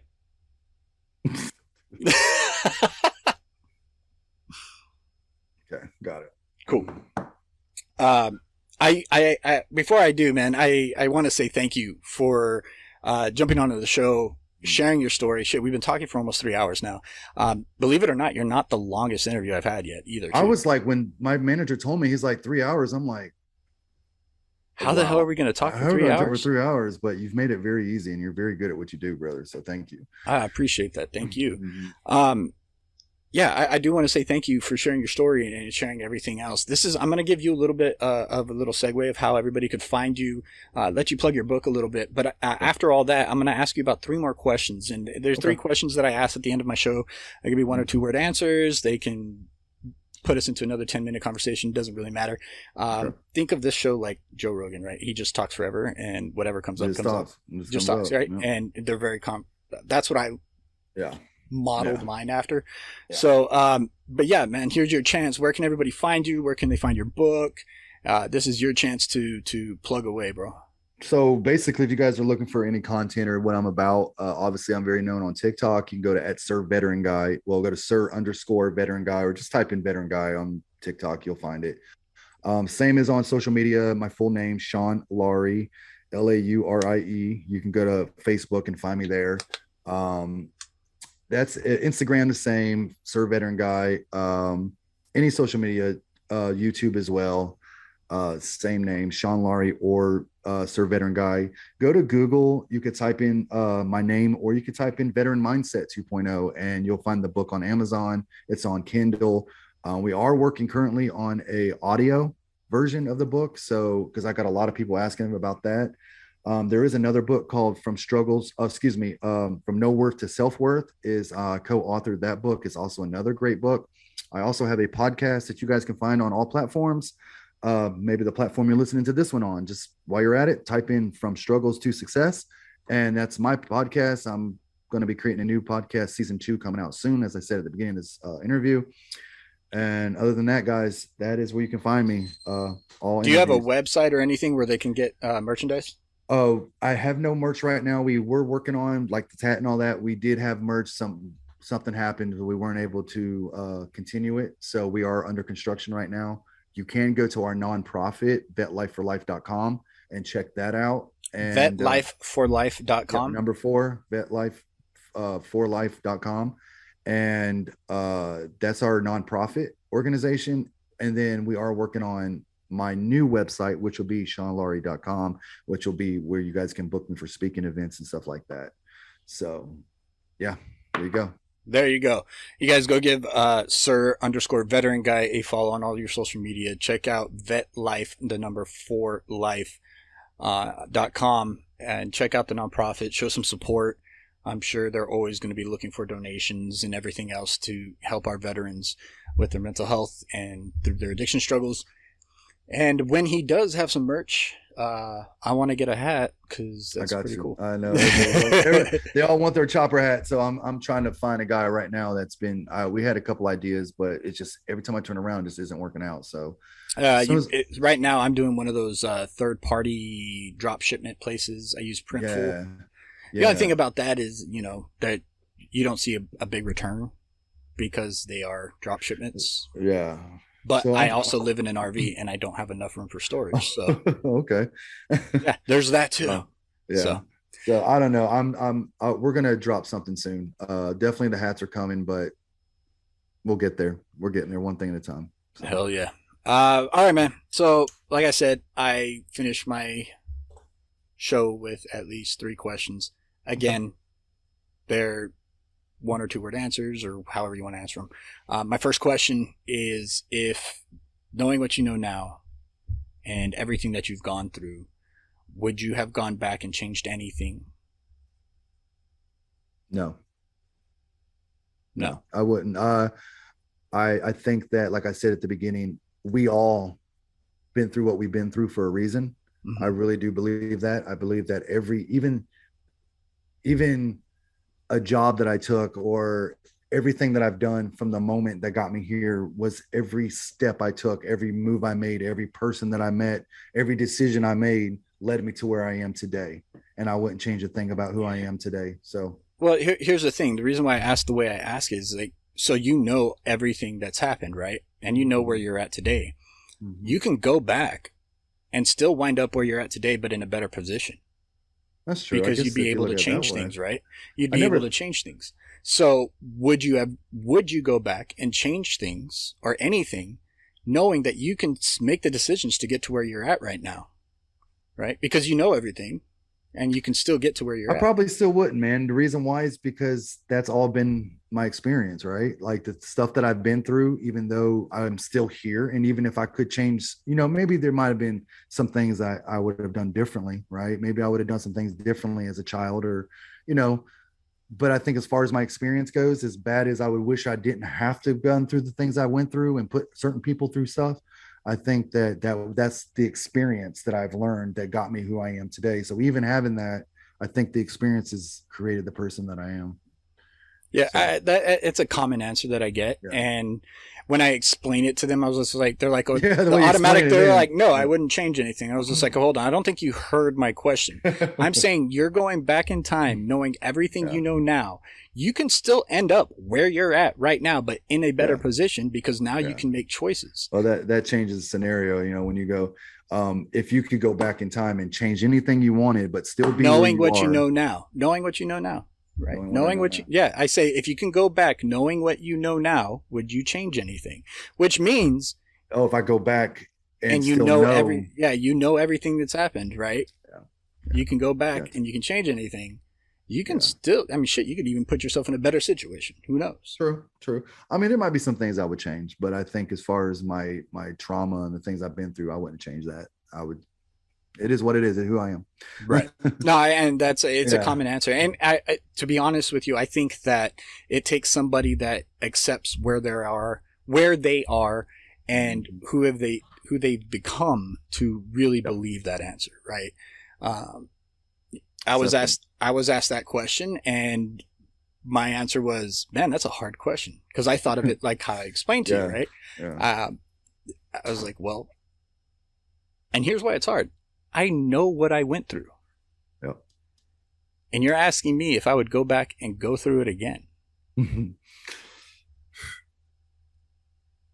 Fuck, that would suck. Right.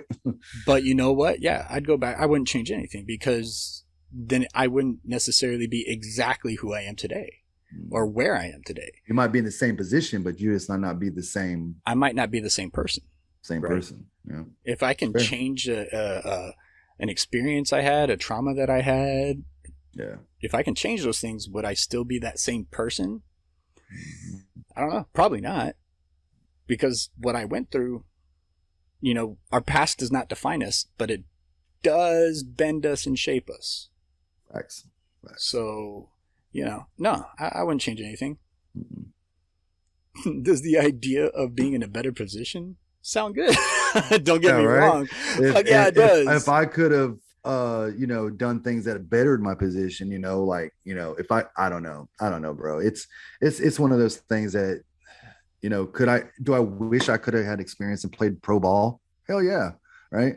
But if I would have done that, I definitely wouldn't be right here right now, because my life would have been completely different. I would have never went in the military. I would have never, things would have been different if I would have been a pro ball player. But obviously, I might have had a different story. Like you said, I might still be doing this today, but doing it in a higher level or lower level or whatever. And maybe have a different audience. Who knows? Different audience, like whatever. So I don't know. I think we all had a purpose, and I think that we're all built for a purpose. And like you said, we're still going to end up in that. I think we're all going to end up where we're supposed to end up. Just on how we get there is what's different. Right. My second question is, do you have any questions for me? It's very simple.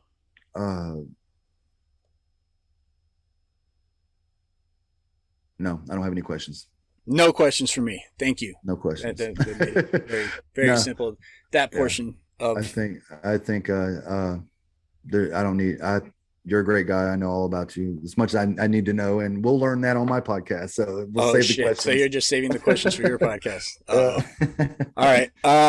And my last question, man, you're on What Makes Us Fire. And, when I first started the podcast, it was the idea of showing the lives of our civil service members, be it military, first responder, and the people that surround them, and killing this idea that we have to live up to this hero mentality all the time, that we're not human, that as soon as we put on the uniform or the gear or the badge, we become this non-human, superhuman being, whatever. Like, we become something more than just a human being, and we're not. Right. We're human beings. We're normal people doing an abnormal job. Yeah. It's as simple as that. We're normal people that do an abnormal job. And I wanted to share that story, but it turned into something else, especially when I went through my mental health stuff and everything else. And I went through my depressive episode and my attempt and all this other stuff. I started to turn it into, what is it about our civil service members? People that have, and when I say civil service, I mean people that chose a job that serves civilization. So that's military, first responder, cop, EMT, nurse, right? What is it about us that allows us to do the job? And when I say that because how diverse are we within the fields that we're in? How many different backgrounds, upbringings, belief systems are there within these civil service realms? And yet we are still all pledging to do the job that is protect our brothers and sisters on the home front. So what do you think that is? Man, I just think that it's all down to each individual, right? Like, we just have, some people have more loyalty and more integrity and more honor than some people. I don't know, dude. It's a hard question, man. I think that because for me, it's just, I took honor and I took pride in what I did, right? And it felt good to know that I could wear the uniform and I'm doing something amazing and I'm being part of something bigger than myself. And I think that's how a lot of people are, nurses out here saving lives. And it takes a certain humbleness too, right? Because we know, like you said, we're not superheroes. We're nothing different than you. People look at us that way because in a sense, if I look at you, because I'm out of the military now, so if I look at you serving or somebody else, it's like, man, thank you. Because, you know, as a firefighter, you're risking your life because you could go into a fire. You could do something that could jeopardize your life, and you're willing to do that to save somebody else. So, you know, it just takes a certain individual. And I think that it's just, I think it's all about each individual, you know, could be from the way they were raised or their mentality or whatever. But I think it all just takes a certain person to have passion, one, for what they do. You got to have passion. You got to love to help people. You got to love your job that you're in, and it's your purpose. And I think that it just takes a selfless person, man, a selfless act and a selfless person. And you got to be more than just you, be a part of something bigger. I think it's just all down to an individual, and that's how I look at it, bro. It's just, yeah, it's interesting that you say it's down to the individual, because I did ask you in a very generic way, right? I asked you to answer, like, as a whole, what do you think it is with all of us that allows? And actually that's one of the first answers that I've got, where there's not just one answer for all of us. It could be a separate answer for all of us that just happens to have us do the job. So whatever your purpose is, why do you do it? Why do I do it? Why do you do it? But we still do it, right? We're still doing the job. And that's an interesting answer. I haven't heard that before. So that's something to think about, something to ponder. Because I think about it all the time. Like, even with people that have, you know, different political views, different ideologies, different ideas of what life should actually look like and what it should be like. I think it goes down to, well, what's their why? What's your why? What's my why? Why do you do it? Why do I do it? Yeah, but even with all these different whys, we're still doing the same job. True. So that's where for me the conundrum is. Like, yeah. Because some of the whys actually clash too. Yeah. Yeah, and it's like, so what? That's where my conundrum is what I got you. But anyway, man, Shawn, brother, thank you so much for coming on the show.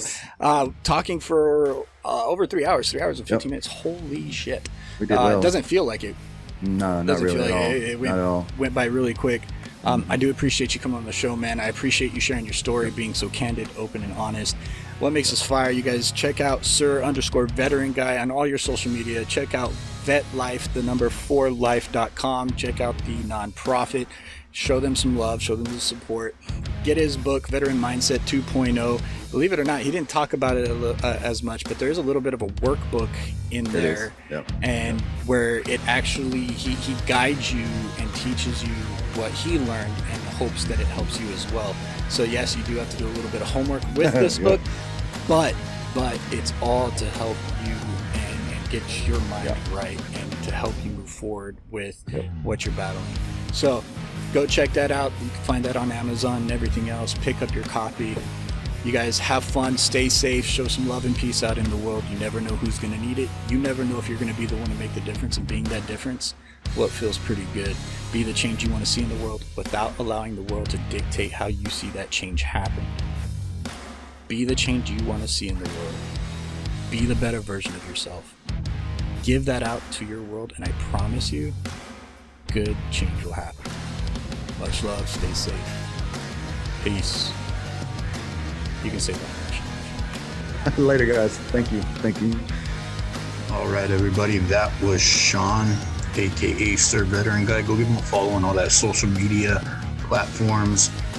Check out his nonprofit and give his book a look at. I think that even if you learn one thing from it, it's going to be a step forward for you that I believe can really elevate your sense of purpose.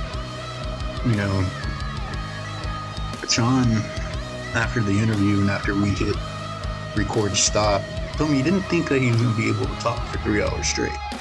And he was surprised on how well the conversation went, and he applauded me on being able to push the conversation forward and in a good way, I guess, is the best way to say it. And small little compliments like that mean the world. Shows that what I'm doing, what I'm trying to do, and sharing everybody's story and sharing my own, and trying to get the word out there that you're not alone with your mental health issue, with your depression, your PTSD, and that there is help out there, and there are people that might not understand the exact circumstance you went through, but they understand what it's like to be left with depression, PTSD, anxiety, addiction. And I can't thank him enough for that. He helped reinforce what I'm doing, and I want to say thank you to him for that. And of course, in saying all that, I want to push you guys towards WhatMakesUsFire.org. If you find it within your heart to make a donation, thank you. It'll help grow the podcast and push this nonprofit that we're trying to rebuild a little bit further along quicker. You could also get What Makes Us Fire gear. Check out all the social media sites are on. You can email me. All my contact information's there and everything else. So, much love to you guys. Thank you again for tuning in, and I'll catch you on the next one. Peace.